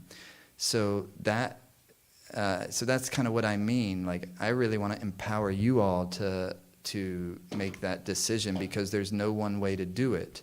What I would recommend is that what you do, you use a kriya. So it's not just, okay, let me do it. I remember this exercise or remember that. But get in the Life Force Academy and find a little set, like the warm-up, the daily tune-up set and the power practices. And do that, that will take, 15, 20 minutes. And it's going to give you the music. It's just going to guide you right through it. And then follow it with a meditation. So generally speaking, what I recommend is that there's some sort of exercise set and some sort of meditation within Kundalini, in terms of a Kundalini yoga practice. And that you start by tuning in, setting your motivation, and you finish by also giving us some sort of dedication and extending your heart. You see, in Kundalini Yoga, there's a really sweet, cute way of dedicating the practice that's kind of intact in Kundalini Yoga classes when we go, may the long time sun shine upon you, all love surround you. And so then if you know the importance of dedicating a practice and making sure you're cultivating bodhicitta, then long time sun is, a little less cheesy and a really cute and really sweet, important thing. It doesn't have to be that, but it's, there's no extraneous parts to a Kundalini Yoga science. So anyways, that didn't answer your question totally, but what I do recommend is that you have some structure to it. I do recommend that because because I'm not being very helpful, because I'm not saying do this and do that, but hopefully I'm being helpful in the sense that do give it some structure and do have clarity about what the practice is. Meaning that, okay, familiarize yourself with what's in the Life Force Academy, for instance. Familiarize yourself with the power practices, if you're going to do something shorter, and then choose the ones that you want to draw from that are about the time that you think is reasonable for you to do on a regular or semi-regular basis. So that's why I can't say what to do, because that would be something only you would know. And I'm not the type of teacher that's pulling that card. And in most cases. So occasionally I'll know someone well enough, and if that person is receptive, I'll say, yeah, I would do this exactly like this. But in this case, this is a bigger group of people, and so it's have clarity about what you're going to do, and then how long you're going to do it for, and then for how long am I going to try this ongoing for 40 days? Am I going to do it until, my birthday and see how I feel at that point? Am I going to do this thing till the next immersion? That'll probably happen around the winter solstice. Something like that. I do think having container around it is very important for consistency, because otherwise you kind of I'm going to have some espresso. So, you see what I mean? So I don't know, but follow up that, because that may not have been helpful at all. I'm not good at Q&As. Thank you. I'm Yes. just trying to incorporate my regular life with my spiritual practice somehow, and I'm thinking I might just split up and have a morning practice and then an afternoon practice just to balance things out. That might be the way I'm going to go about it. There you go. And here's another way of thinking. This is, if you're inspired to and able to get a course, any of our courses are going to put you in a practice right away. And not only is it going to put you in a practice, it's going to put you in a practice with a body of teachings that will come alive through the practice. So for instance, if you do Dharma Warrior, it's going to be all about arousing the heart of compassion, and it's going to follow essentially 37 verses of the Bodhisattva, but it's integrated into a Kundalini Yoga practice. So that's very wonderful. Or you could do Joy of the Infinite, where it's very much focused on impermanence and deathlessness, and in all the Kundalini. And so in those, there's a core practice for all those courses where it's saying do this every day through the duration of the course. And chances are, by the time you get to the end of that course, you're going to have a pretty good understanding of what you want to do after that. So I really like that personally. Obviously, I like it because it helps us business-wise too, which we need help. Like, we have to sell courses or this thing can't keep running. It takes a huge amount of energy at Life Force Academy to keep going, and we're a small little business. But just to, we don't have enough people. We have to go all the time just to keep, getting above the overhead. It's not, it's so, that's a win-win. That is all I'm saying. And so, but if you're newer to Kundalini Yoga, and this is like one of the first things you did, consider doing Bright and Beautiful, which is a introduction course to Kundalini Yoga that will give you a practice, and it will unpack the science of Kundalini Yoga from the ground up. So what is another person's favorite course in here that I haven't mentioned? What's that? Just mentioned it, Joy. Clear and Confident is Simrat's course, specifically for women, but for anyone too. So any other favorite courses that anyone has? Or you could get the 2019 Menla immersion. But that's going to not be as good for doing like a practice every day because those are long sessions. So the new complete course of Ayurveda, yeah, it'll give you a core practice that you're doing each day, and then with each module you get a new meditation just to go with it. So anyways, I have the order form here. Yeah, Dharmic Business School too. If any of you are entrepreneurs and want to work with us on that, Dharmic Business School is fantastic, and Josh is really taking the reins of that. And there's going to be new Dharmic Business Schools coming out, which is the next course, and we're going to very likely do some kind of Dharmic Business Schools immersion. So those of you who have that entrepreneurial lean and kind of mission oriented like that, and have businesses that you want to kind of apply these principles to, it's a great way to. It's a great thing that's just kind of just getting started, really. The Radiant Body, that's what I was trying to think of. The Radiant Body I love. And so that's another great course so any of those, if you've gone through this immersion, any of those courses are going to work just great. Radiant Body is taking the Ayurvedic principles, but very much from a bit more of a mystical Kundalini Yoga oriented context, and unpacking the architecture of the subtle body and the chakras, as well as the Ayurvedic principles.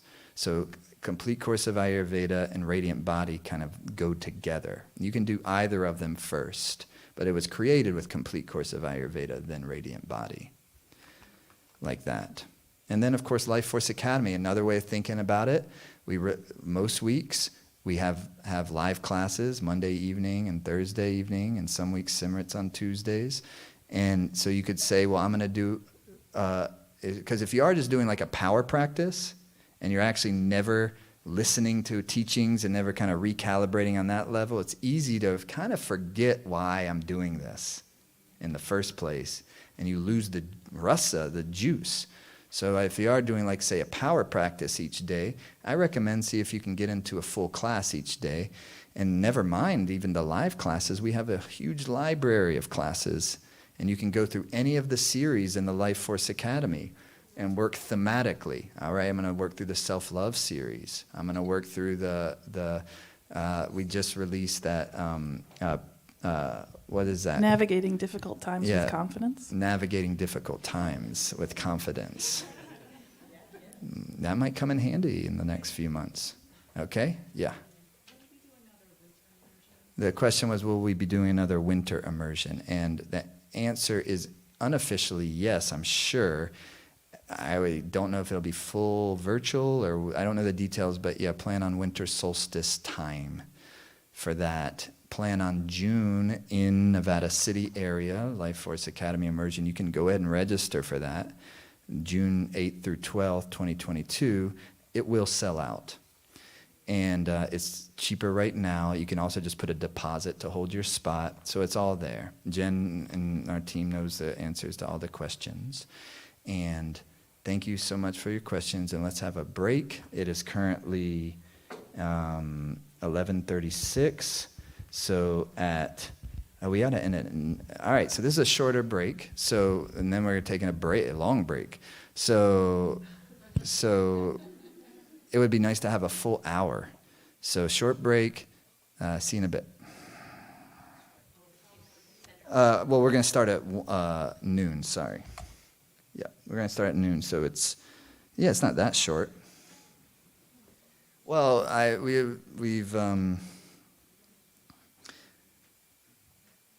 it's easy to go longer. So, see ya at noon, New York time, friends.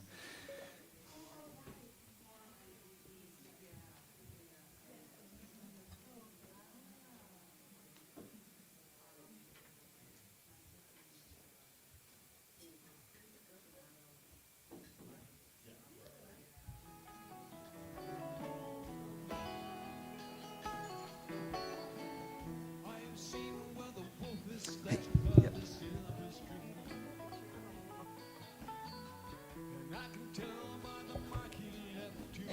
The japji.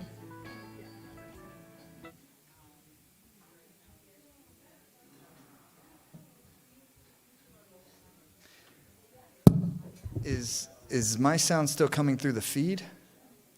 The internet? Okay. The reason I'm asking, so the music I play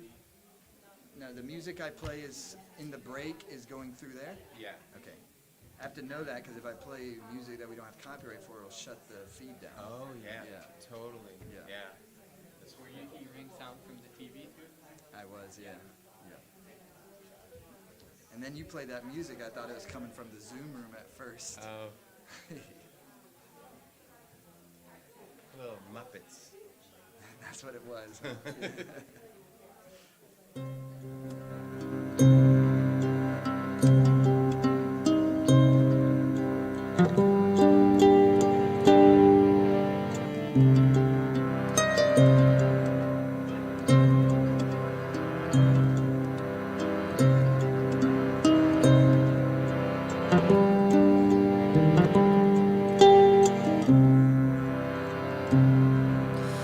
Pavane Guru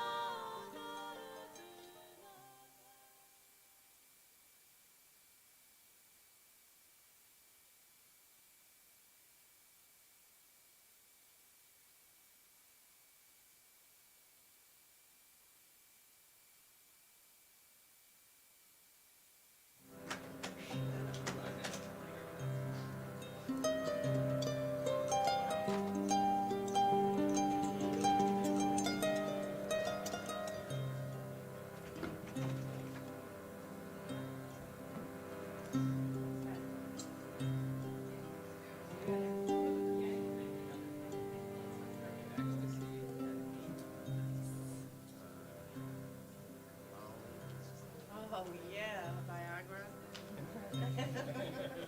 Yeah.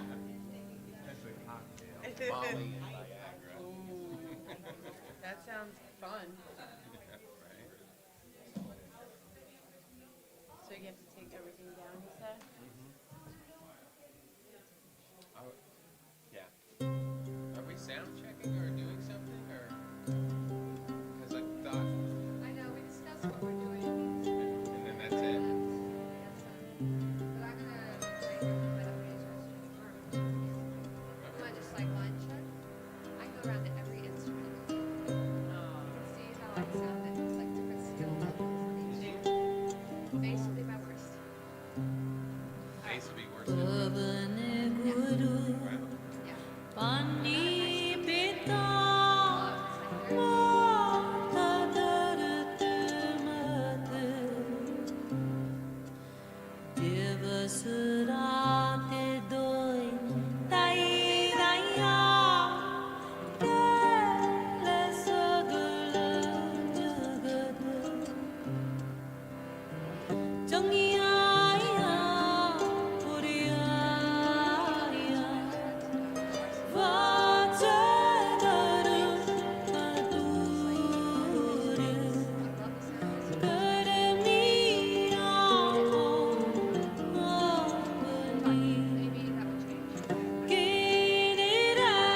would change.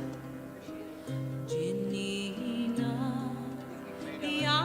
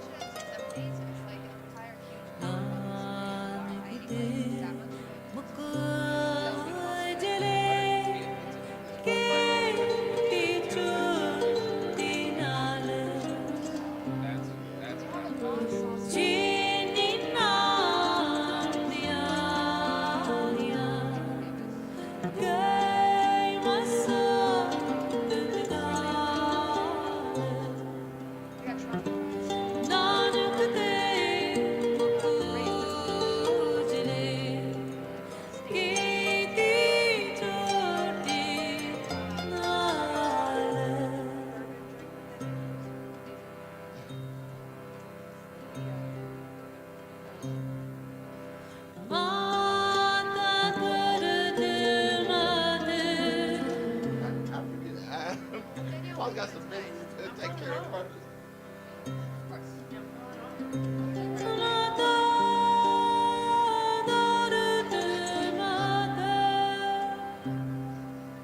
I'd hang out with you guys here. Then I gotta drive.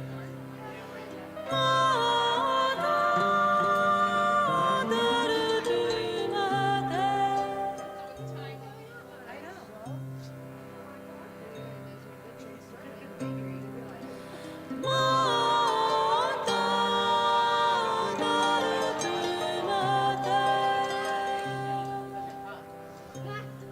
And then they wait, and I got to tell them that they were worried. So they were like,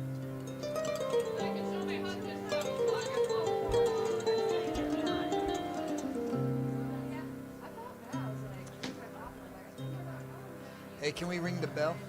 Yeah. Hey, Leah, is there a bell we can ring?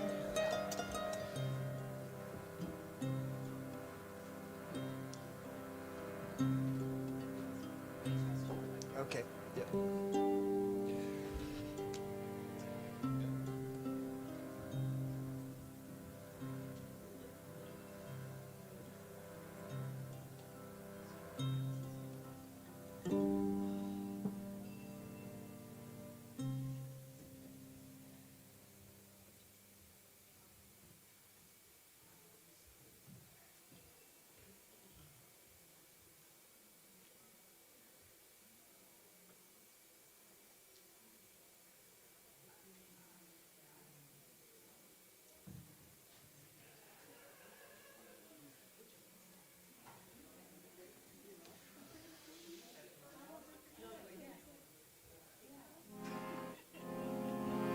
ਵਾਹ ਵਾਹ ਗੋਬਿੰਦ ਸਿੰਘ ਆਪੇ ਗੁਰ ਚੇਲਾ ਵਾਹ ਵਾਹ ਗੋਬਿੰਦ ਸਿੰਘ ਆਪੇ ਗੁਰ ਚੇਲਾ ਵਾਹ ਵਾਹ ਗੋਬਿੰਦ ਸਿੰਘ ਆਪੇ ਗੁਰ ਚੇਲਾ ਵਾਹ ਵਾਹ ਗੋਬਿੰਦ ਸਿੰਘ ਆਪੇ ਗੁਰ ਚੇਲਾ ਵਾਹ ਵਾਹ ਗੋਬਿੰਦ ਸਿੰਘ ਆਪੇ ਗੁਰ ਚੇਲਾ ਵਾਹ ਵਾਹ ਗੋਬਿੰਦ ਸਿੰਘ ਆਪੇ ਗੁਰ ਚੇਲਾ ਵਾਹ ਵਾਹ ਗੋਬਿੰਦ ਸਿੰਘ ਆਪੇ ਗੁਰ ਚੇਲਾ ਵਾਹ ਵਾਹ ਗੋਬਿੰਦ ਸਿੰਘ ਆਪੇ ਗੁਰ ਚੇਲਾ ਵਾਹ ਵਾਹ ਗੋਬਿੰਦ ਸਿੰਘ ਆਪੇ ਗੁਰ ਚੇਲਾ ਵਾਹ ਵਾਹ ਗੋਬਿੰਦ ਸਿੰਘ ਆਪੇ ਗੁਰ ਚੇਲਾ ਵਾਹ ਵਾਹ ਗੋਬਿੰਦ ਸਿੰਘ ਆਪੇ ਗੁਰ ਚੇਲਾ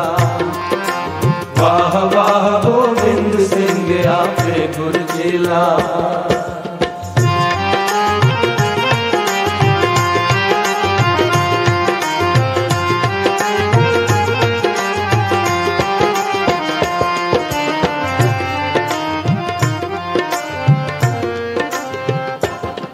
ਹਰ ਸੱਚੇ ਤਖਤ ਚਾਇਆ ਸਤ ਸੰਗਤ ਮੇਲਾ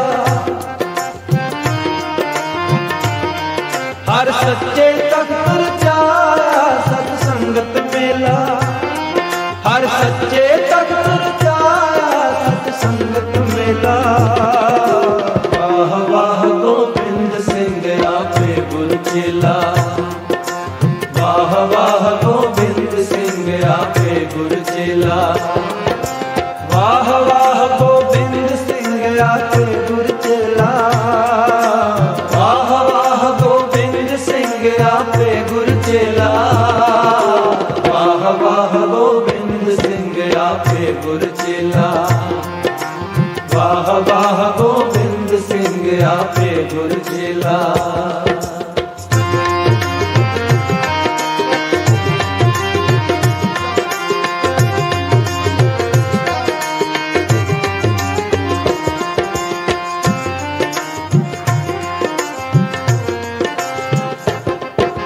ਨਾਨਕ ਨਿਰਭਉ ਨਿਰੰਕਾਰ ਵਿੱਚ ਸਿੱਧਾ ਖੇਲਾ ਨਾਨਕ ਨਿਰਭਉ ਨਿਰੰਕਾਰ ਵਿੱਚ ਸਿੱਧਾ ਖੇਲਾ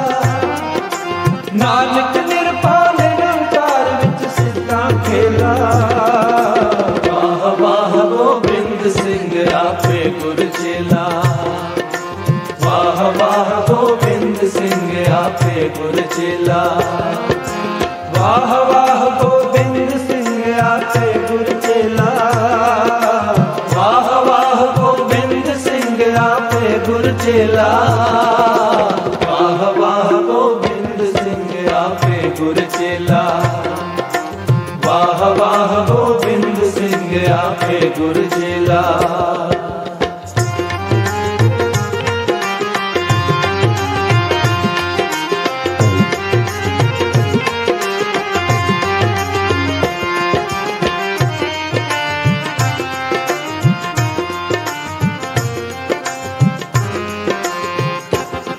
गुरसिमर मदाई काल का खंडे की बेला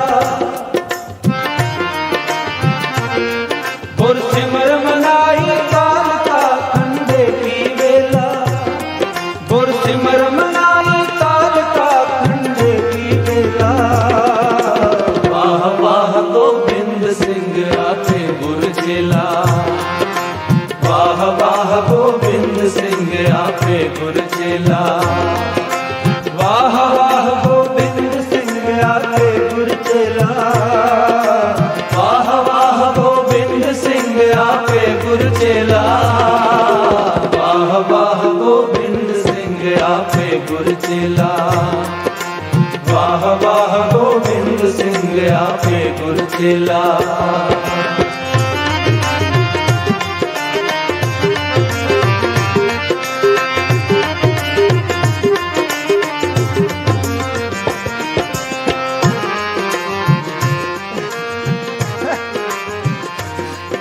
That's your strategy, dog.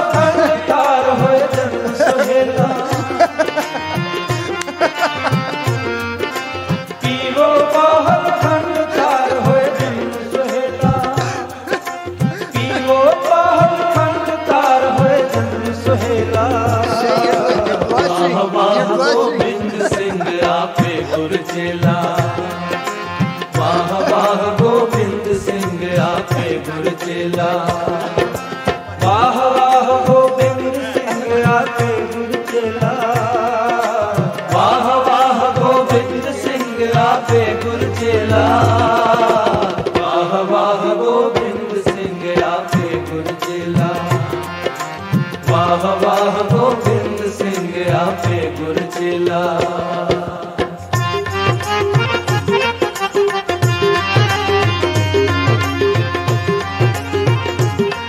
All right, let's do this. Go ahead and start. Just start, and everybody will come in.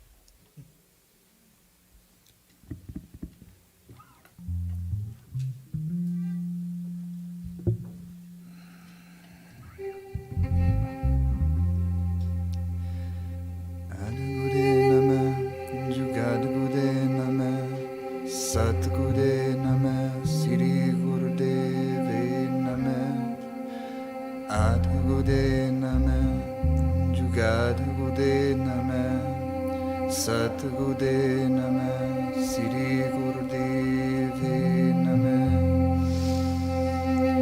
Adgude Namah Jugadgude Namah Satgude Namah Sri Gurudeve Namah Adgude Namah Jugadgude Namah Satgude Namah Sri Gurudeve Namah Adgude Namah Jugadgude Namah Satgude Namah Sri Gurudeve Namah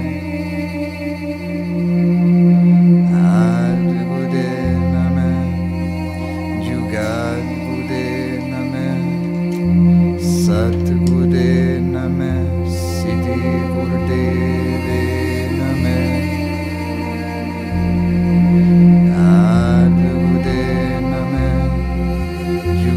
Adhude Name, Satgude Name, Siddhi Gurudeve Name, Adhude Name, Jugadhude Name, Satgude Name, Siddhi Gurudeve Name, Adhude Name, Jugadhude Name, Satgude Name, Siddhi Gurudeve Name, Adhude Name, Jugadhude Name, Satgude Name, Siddhi Gurudeve Name, Adhude Name,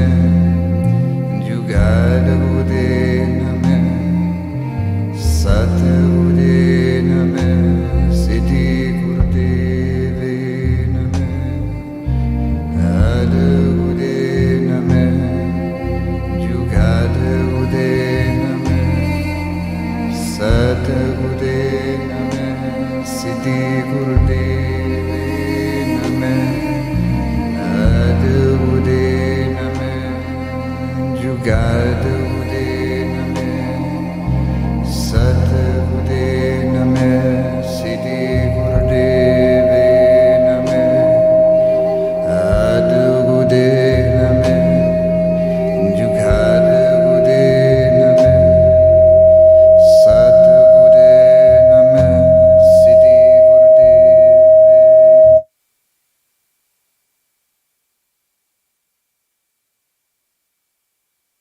Satgude Name, Satgude Name, Siddhi Gurudeve Name, Adhude Name, Jugadhude Name, Satgude Name, Siddhi Gurudeve Name, Adhude Name, Jugadhude Name, Satgude Name, Siddhi Gurudeve Name, Adhude Name, Jugadhude Name, Satgude Name, Siddhi Gurudeve Name, Adhude Name, Jugadhude Name, Satgude Name, Siddhi Gurudeve Name, Adhude Name, Jugadhude Name, Satgude Name, Siddhi Gurudeve Name, Adhude Name, Jugadhude Name, Satgude Name, Siddhi Gurudeve. With the mudra, Adhude Name, Jugadhude Name, Satgude Name, Siddhi Gurudeve Name, Adhude Name, Jugadhude Name, Satgude Name, Siddhi Gurudeve Name, Adhude Name, Jugadhude Name, Satgude Name, Siddhi Gurudeve Name, Adhude Name, Jugadhude Name, Satgude Name, Siddhi Gurudeve. With the arms, Adhude Name, Jugadhude Name, Satgude Name, Siddhi Gurudeve Name, Adhude Name,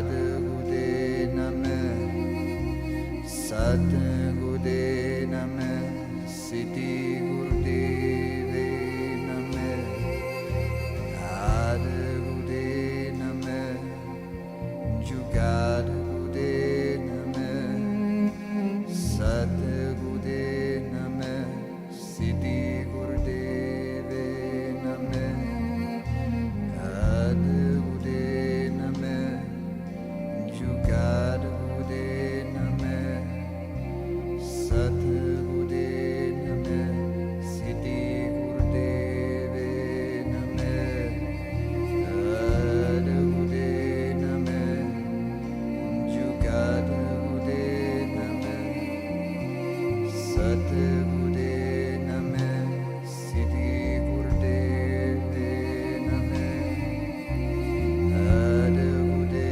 Name Jugadgude Name Satgude Name Siddhi Gurudeve Name Adgude Name Jugadgude Name Satgude Name Siddhi Gurudeve Name Adgude Name Jugadgude Name Satgude Name Siddhi Gurudeve Name Adgude Name Jugadgude Name Satgude Name Siddhi Gurudeve Name Adgude Name Jugadgude Name Satgude Name Siddhi Gurudeve Name Adgude Name Jugadgude Name Satgude Name Siddhi Gurudeve Name Adgude Name Jugadgude Name Satgude Name Siddhi Gurudeve Name Adgude Name Jugadgude Name Satgude Name Siddhi Gurudeve Name Adgude Name Jugadgude Name Satgude Name Siddhi Gurudeve Name Adgude Name Jugadgude Name Satgude Name Siddhi Gurudeve Name Adgude Name Jugadgude Name Satgude Name Siddhi Gurudeve Name Adgude Name Jugadgude Name Adgude Name Siddhi Adgude Name Jugadgude Name Satgude Name Siddhi Gurudeve Name Adgude Name Jugadgude Name Satgude Name Siddhi Gurudeve. Inhale.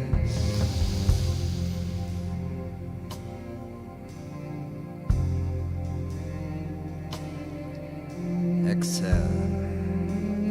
Hands to your shoulders. Core lift.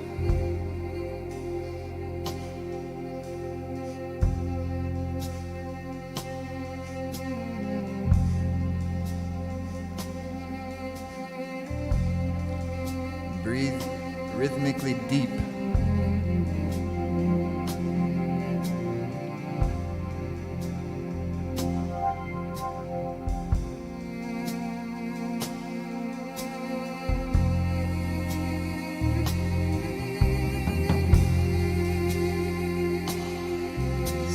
To the center, inhale. Exhale. Hands on the knees.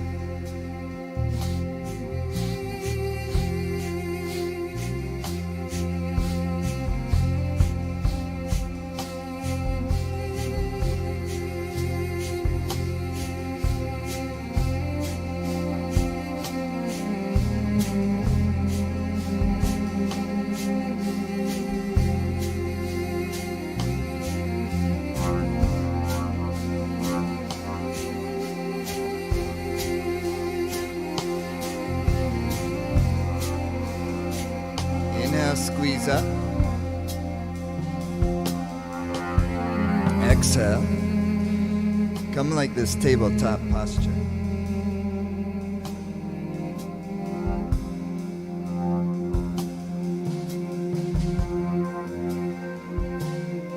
Ease your way into it. Don't rush. Pay attention to your own body. Make your core strong. Keep it rolling. Yeah. Breathe long and deep. It's not very long here, but it does put a pressure on you. Core vitality. Radiance is far more than a person's beautiful presence. Radiance causes our organs to operate efficiently. It powers our immune system. Radiance is the field which holds the mind inside life's higher octave. It causes us to shine like the sun. Courage. Radiance dissipates our old negative habits, so we'll naturally desire that which brings us greater health and fulfillment. Breathe. Radiance gives intuitive wisdom. It radiates through the pineal gland. It is the great heart of compassion, vibrating through every cell.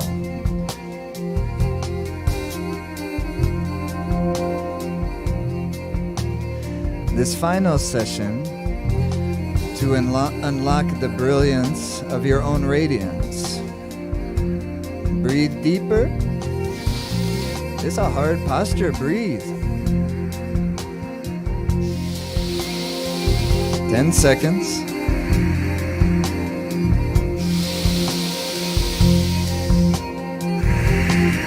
Relax. Relax onto your backs.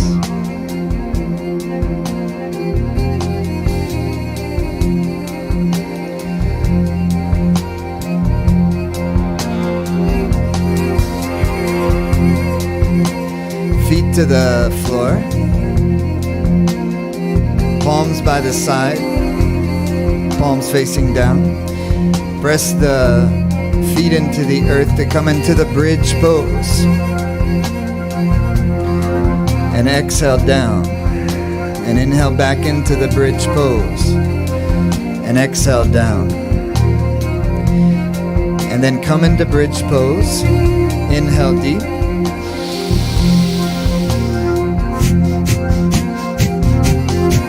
Now, if you practice an upward bow, you can go upward bow.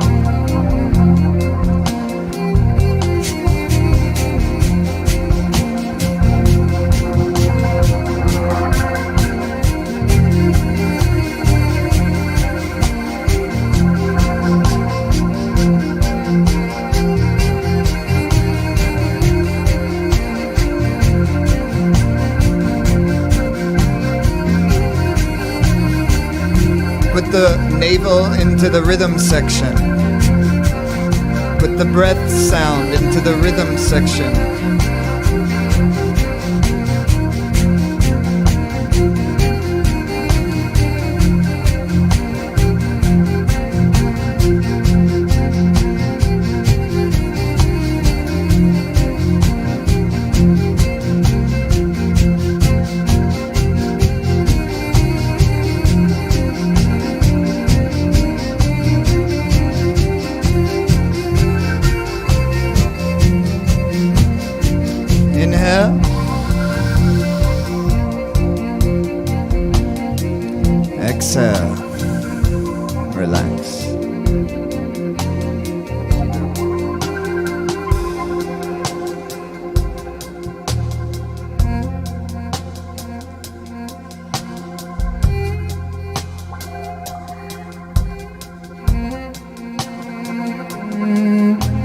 rock and roll a couple times, come on your lying down on your front side.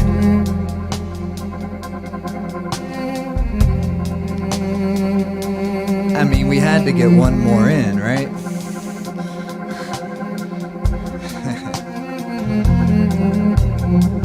We're trying to last you till December.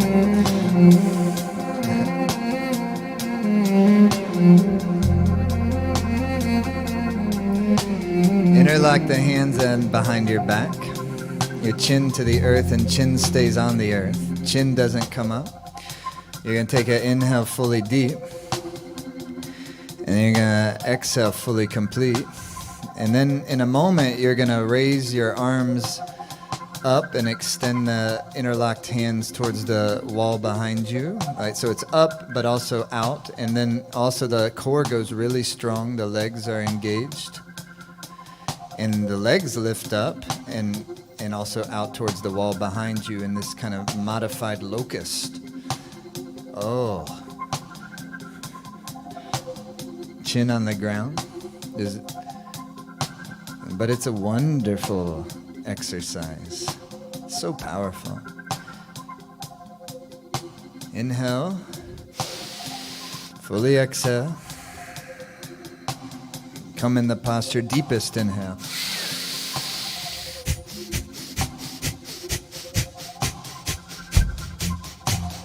Chin stays on the ground.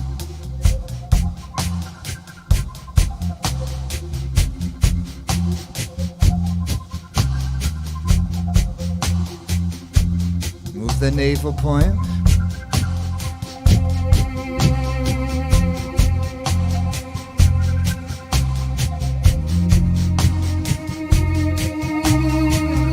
Seconds.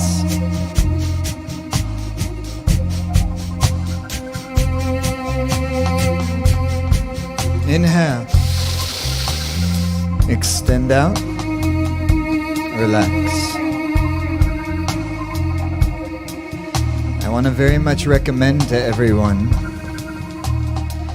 from now until the end of this year, through the fall and winter months, the colder months, and in a time of tremendous change, to please consider including in your practice 3 to 5 times per week some sort of we're talking contextually Kundalini yoga, some kriya such as this, or perhaps what I would really give a special suggestion towards is Nabi Kriya, from now till the end of the year. I really feel that right now, exercising the body in strong and substantive ways will be of great importance and help us live with a much higher level of happiness and health. So that's all. I just wanted to recommend that.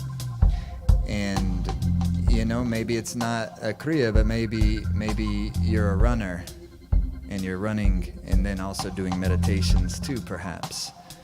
But really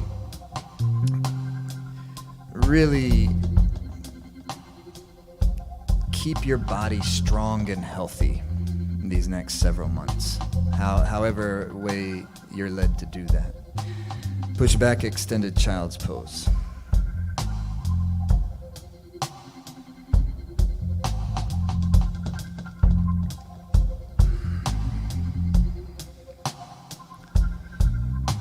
But yogically speaking, hence the kriyas, there's nothing like the vitality of the navel center when you're working pranically.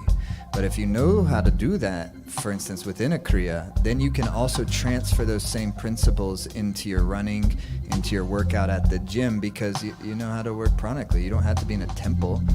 You can totally turn your gym work into types of kriyas when you're working not just with the body and the blood, etc., but you're very actively, and in fact in a very kind of central way, working with your breath and prana.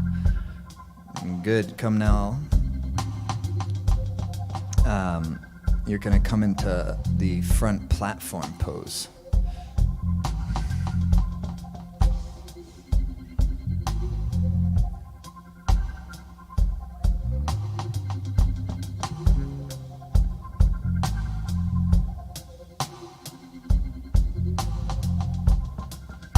Okay, legs really strong, fingers spread wide. You're pushing into the earth. Hands are under the shoulder blades so that you can really kind of keep your heart lifted. Yeah, great. Now, relax out of it, knees down, and then you're gonna come back into it. Okay, and then you're gonna be in it for the exercise, so I want you to come into it really well. So fingers spread wide. And before you do anything, moving into the posture, the first thing is engage your core. Engage Mulban before any other movement. Okay? So then engage the core, and then come into the front platform pose. And you need to re-engage the core perhaps. Heart lifted, legs strong. Inhale.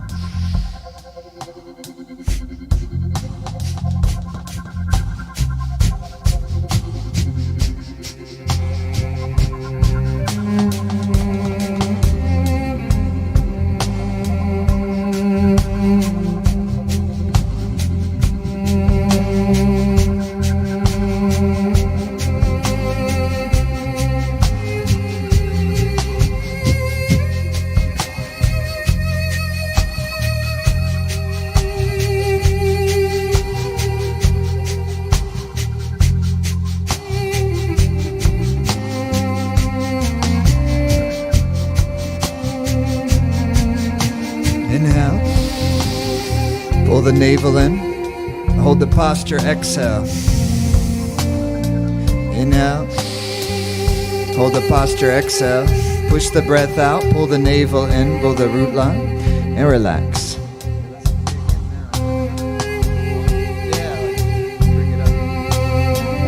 Come onto your back.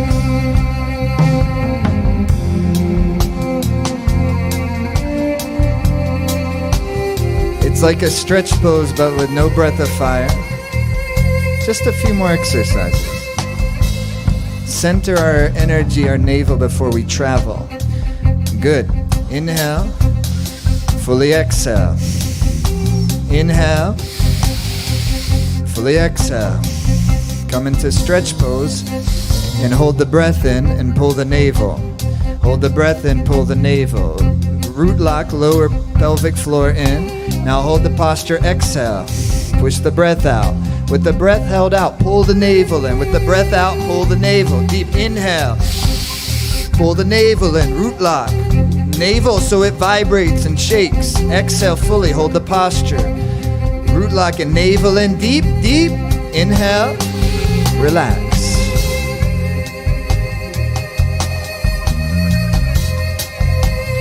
Hug the knees to the chest. Rock a couple times. Come standing. Face the Tanka side of the room. Legs out wide. Palms in a prayer pose above you. Legs are strong. Inhale here. Fill the lungs. Exhale down over the left leg. Inhale, lift the core. Come on up. Other side, exhale. Deep pranayama. Fill the lungs, use the core strength. Every movement is a prayer energy, bringing positive energy into your life. Going home, new life, new creativity, new energy, new state of being, new positivity, new uplifting habits, more ability to love those around us, regardless of things. Staying cheerful, every inhale, strengthen that. Come on, really use your core, really use your spirit, the soul. Bring something.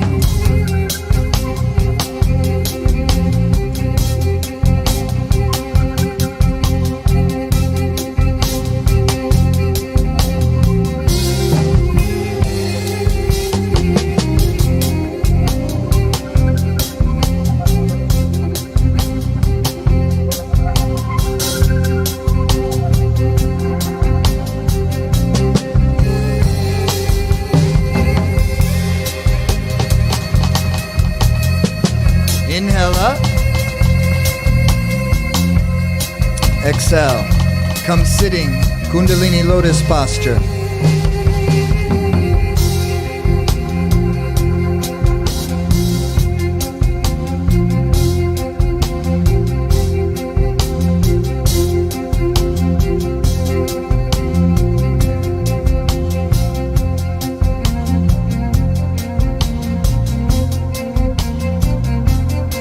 Inhale.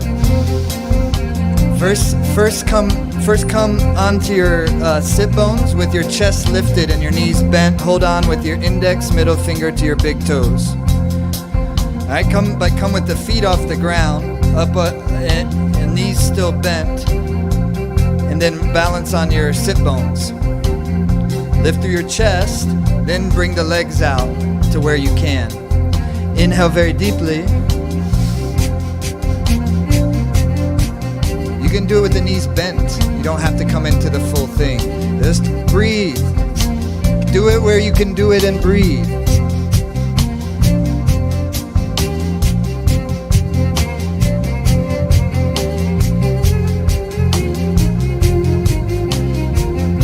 Perfect.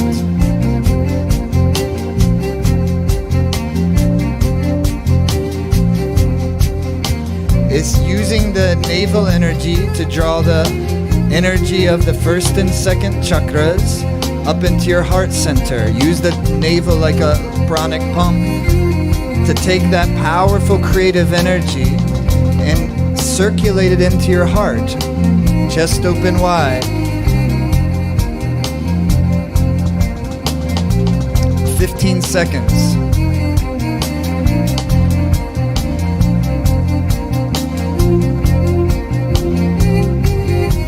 Inhale. Root lock. Relax. Bravo. Kundalini lotus pose. Fantastic. Come on your hands and knees. Let's go.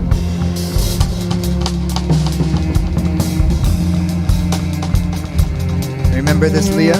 One leg, right leg. Yeah, and then swing in. No, but swing in, you know, with the head? Yeah, one leg at a time, yep. Right leg first. Inhale as you head comes up, leg goes out. Exhale, swings in. And find a rhythm. Create a momentum. Give it a grace. Give it a breath. Give it a soul. Give it a joy. Give it a concentration.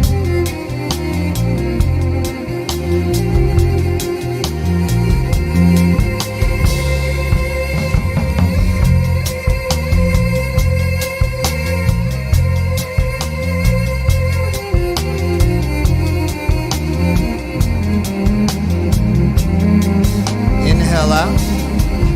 Exhale, relax, child's pose.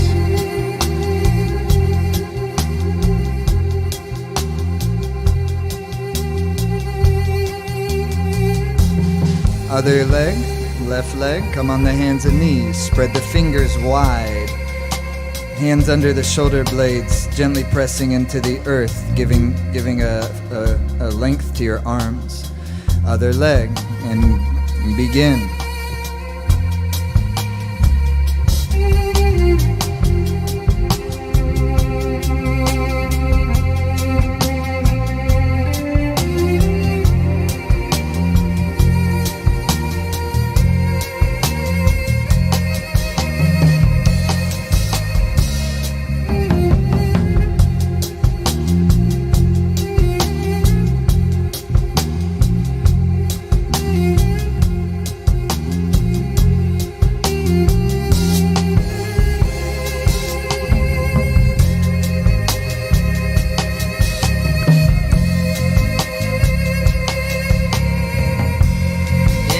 Stretch out. Exhale, relax. You got 5 minutes, dance. 5 minutes. You got 5 minutes. Let's go, 5 minutes only.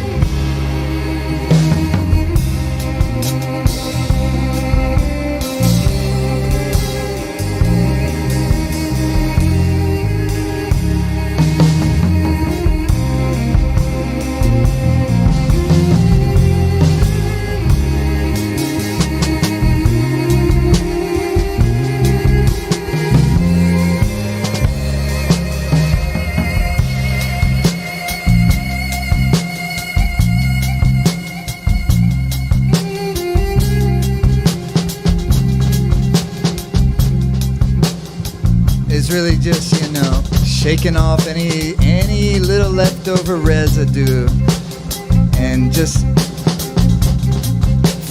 finishing this thing with joy, finishing this thing with lightness, finishing this with fun.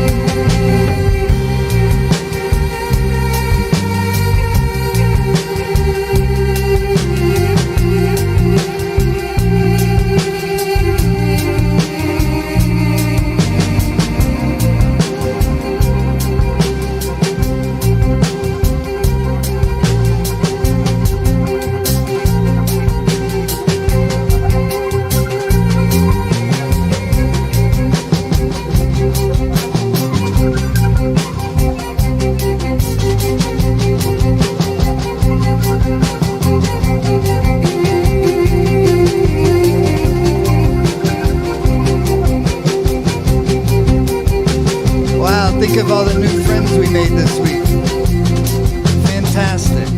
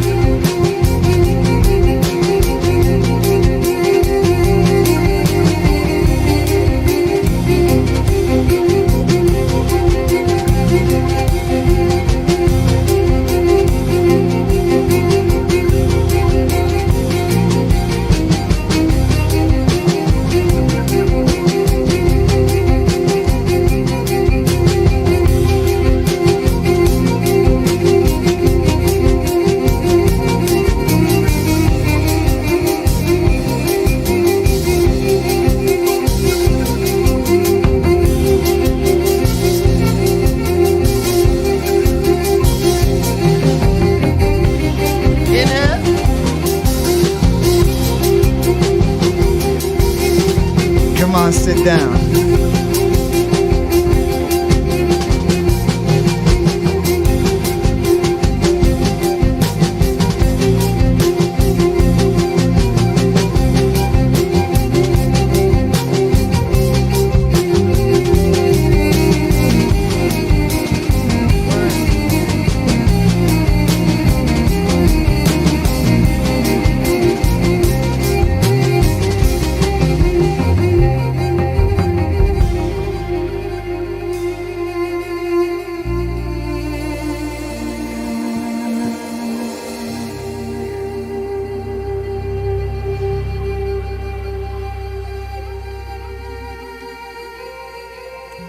Close your eyes down.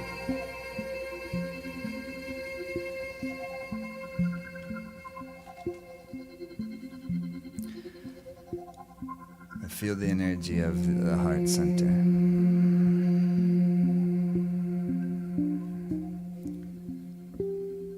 It's like a universe in and of it, to itself. The sphere, the vibration of your heart center. And feel the breath passing through it.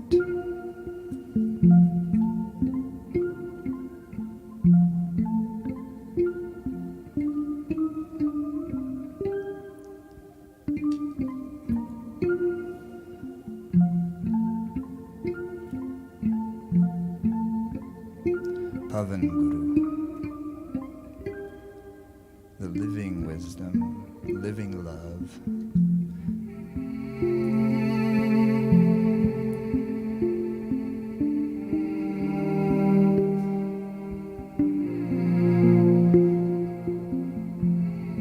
Nucleus of the center of the galaxy, and nucleus the center of you, same nucleus.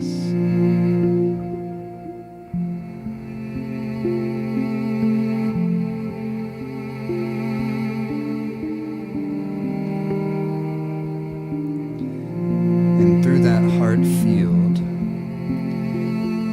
feel how it is connected into the infinite web of life.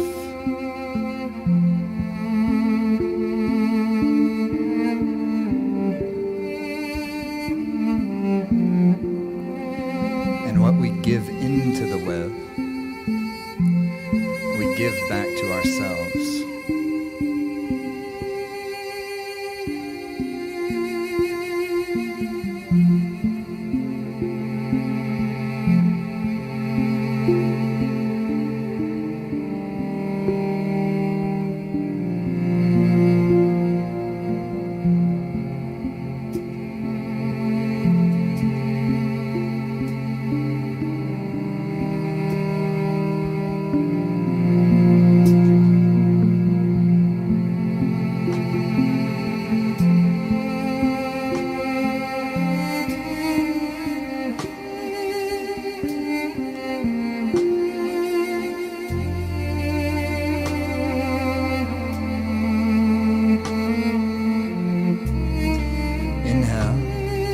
Take your hands into like fists, but with the thumbs out. So curl your fingers in.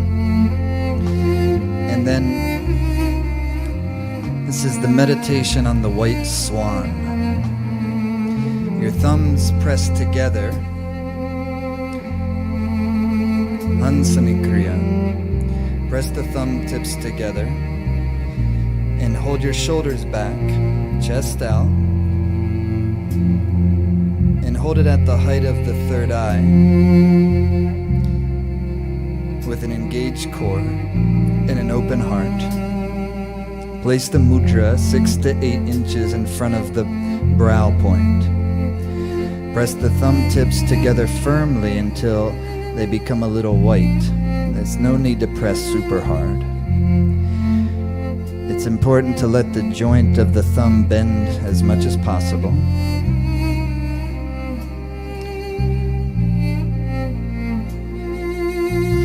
Fix your eyes on your thumb tips for a few moments and get a clear mental image of the mudra. And now close the eyelids and mentally see the thumb tips through the eyelids. Begin long, deep, and slow breath. On the inhale, mentally vibrating the sound of Sat, and on the exhale, listening to the breath vibrate the mantra Nam.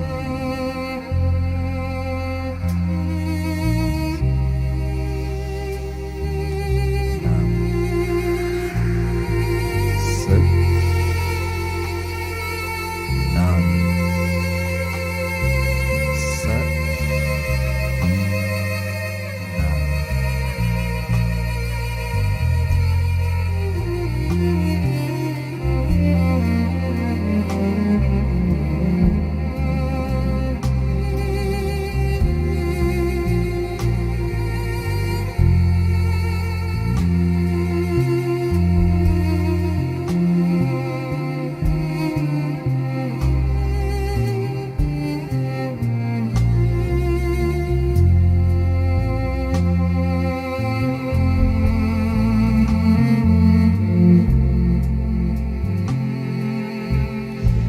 continue to meditate,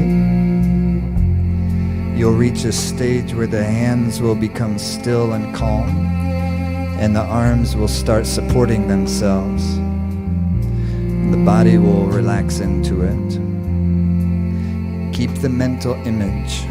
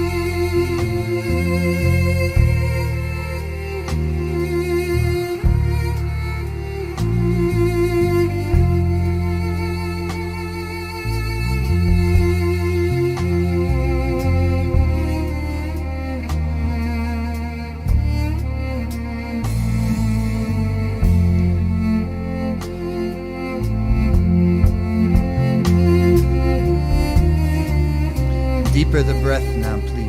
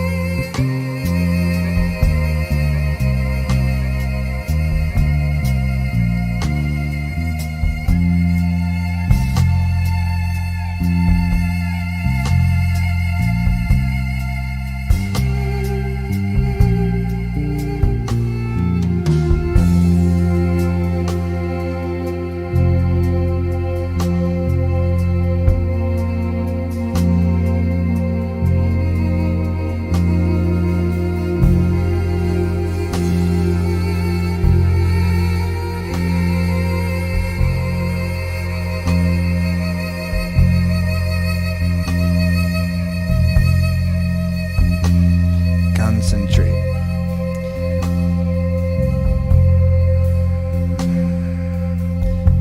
The breath is everything here. Merge into it. Make it rhythmic so that it becomes hypnotic.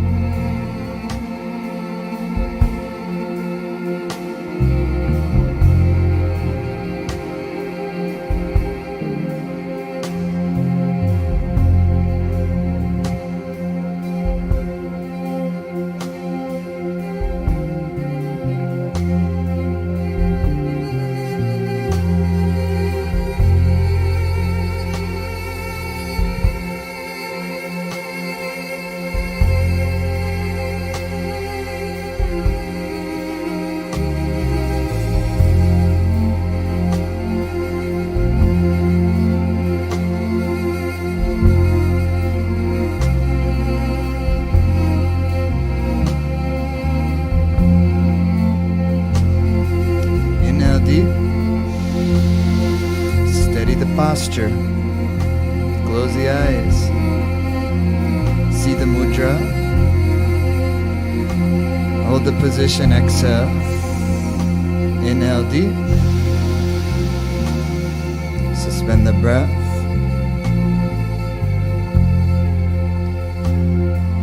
Hold the position, exhale. Inhale deep. Suspension.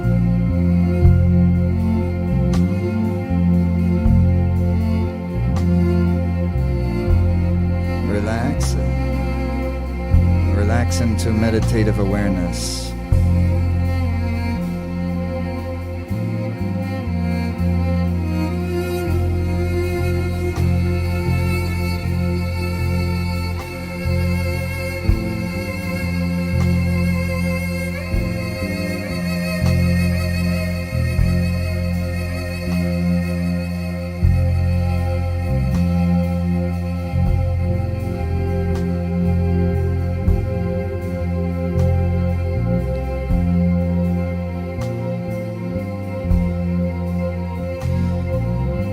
Notice how we're coming to the ending of one journey, the closing of one circle, and the beginning of a new one.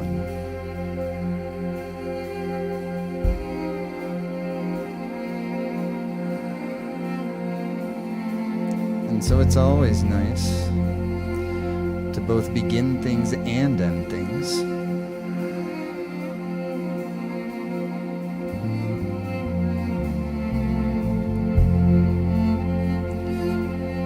With a good wish and motivation.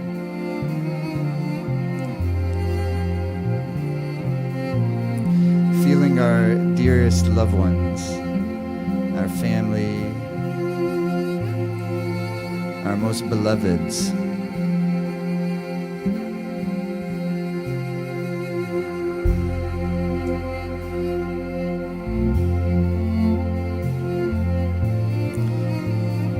And feeling even our animal friends.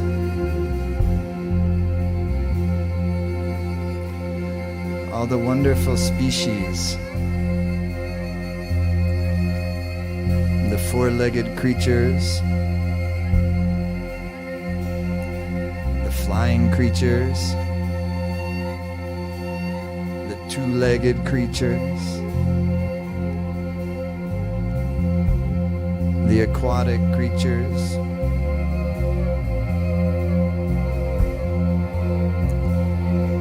and who knows, all the unseen subtle beings.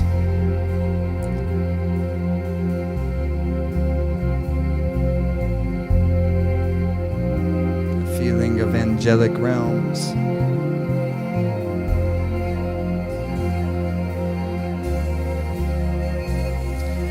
All of our ancestors,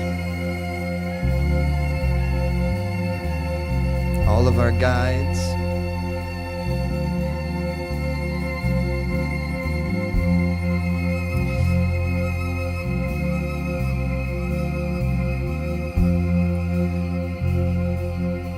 all are who to come.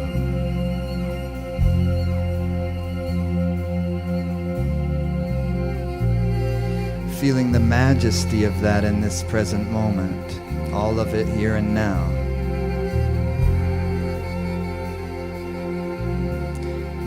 And feeling how deeply we love. And how that wish really does extend everywhere.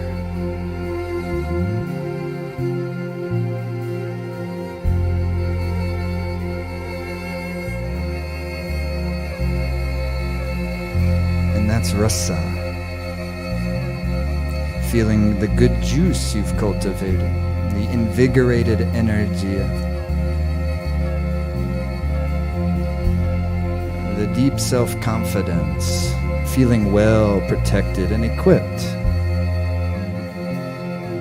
for anything that comes our way.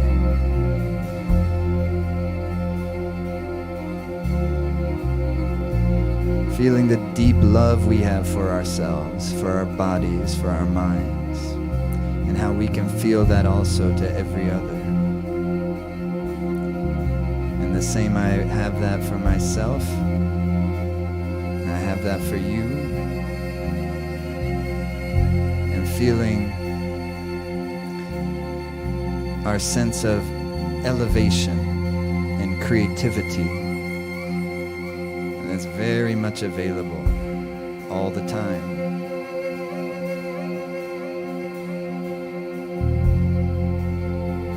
And then the deep current of Dharma, the deep wisdom energy that uniquely flows through our lives, through our nervous systems, through our pranic body and our subtle body.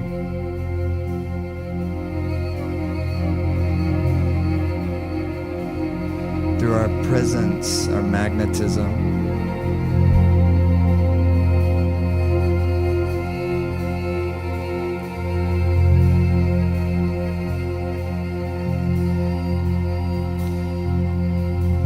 Feeling our radiance.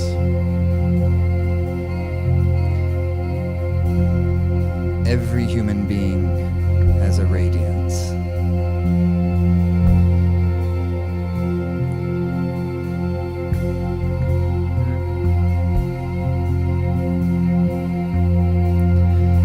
Radiance is of a giving nature, so that the more we are giving with our kindness and giving with our heart, and giving with our helping hands, we increase our own radiance.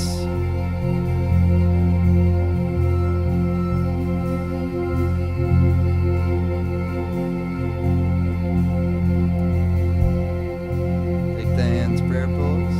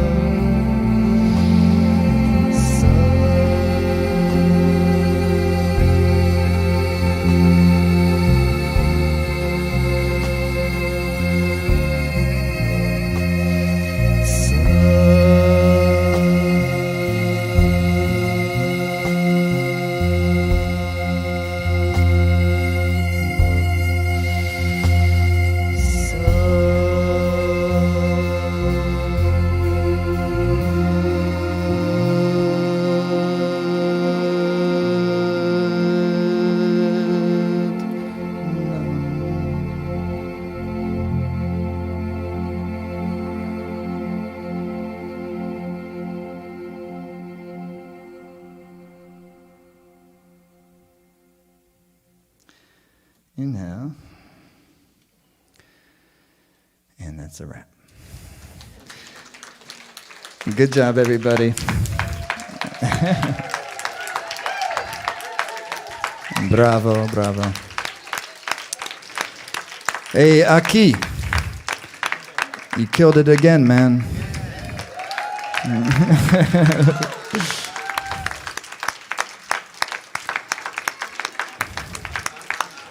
Dom, thank you very much, brother. Mahan Kalpa, thank you so much. Joshua, where's Joshua? He may not. Joshua, thank you so. Joshua.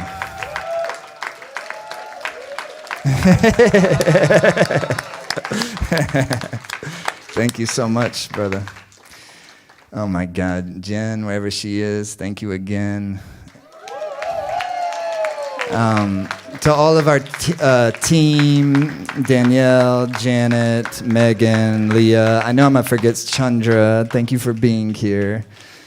I don't like to do this because I forget someone, and it's not because of they're any less important. It's just, spaciness. It's been so great. I feel like I was just like filled with hanging out with friends all week, and it's been really lovely. And really appreciate all y'all being here. And Jared, Devin, Shay, thank y'all so much for coming.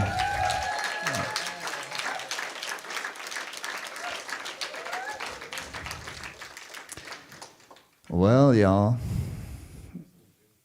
everybody on Zoom, I know I went on to, in the break, I went in there, I said, wow, because I totally mean, I really appreciate everyone who does this from virtually, equally as much, definitely, of course. And then, but the folks who get on Zoom, and just a little bit more even. Only, it's so nice that, they show up here, and we just open that Zoom room so that we can, share in the energy. And man, these folks they've been on it all. They're more punctual than we are. And it's totally added to the energy here all week. For me, I can speak for myself because I'm watching them just the same as I'm watching the folks here. I got them right over here. So love you all. Thanks so much. Have a great lunch. Have a great, just keep in touch. We won't have any live classes in Life Force Academy this coming week, but starting the next week, we're going to be rolling. So let's just keep going and enjoy the rest of the afternoon. Satnam.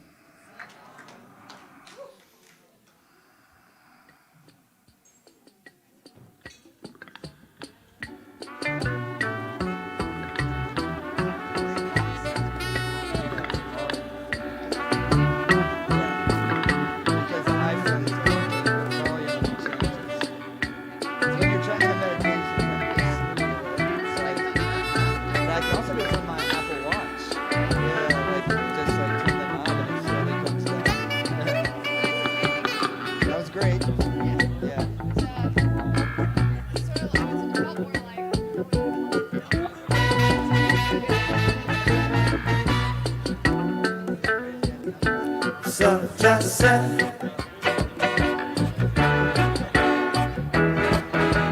not one of my seeds shall sit in the sidewalks and beg bread.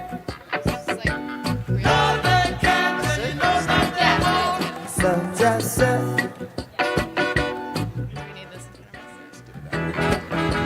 not one of my seeds shall sit in the sidewalk and beg your bread. No, they can't, 'cause you know that they won't. And verily, I'm saying unto the I oneself, and in love like managing this puss and dog, they get together. What's wrong with loving one another? Puss and dog, they get together. What's wrong with you, my brother? So just say,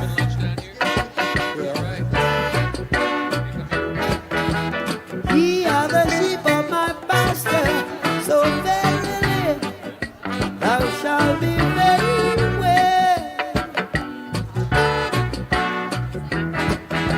So just say,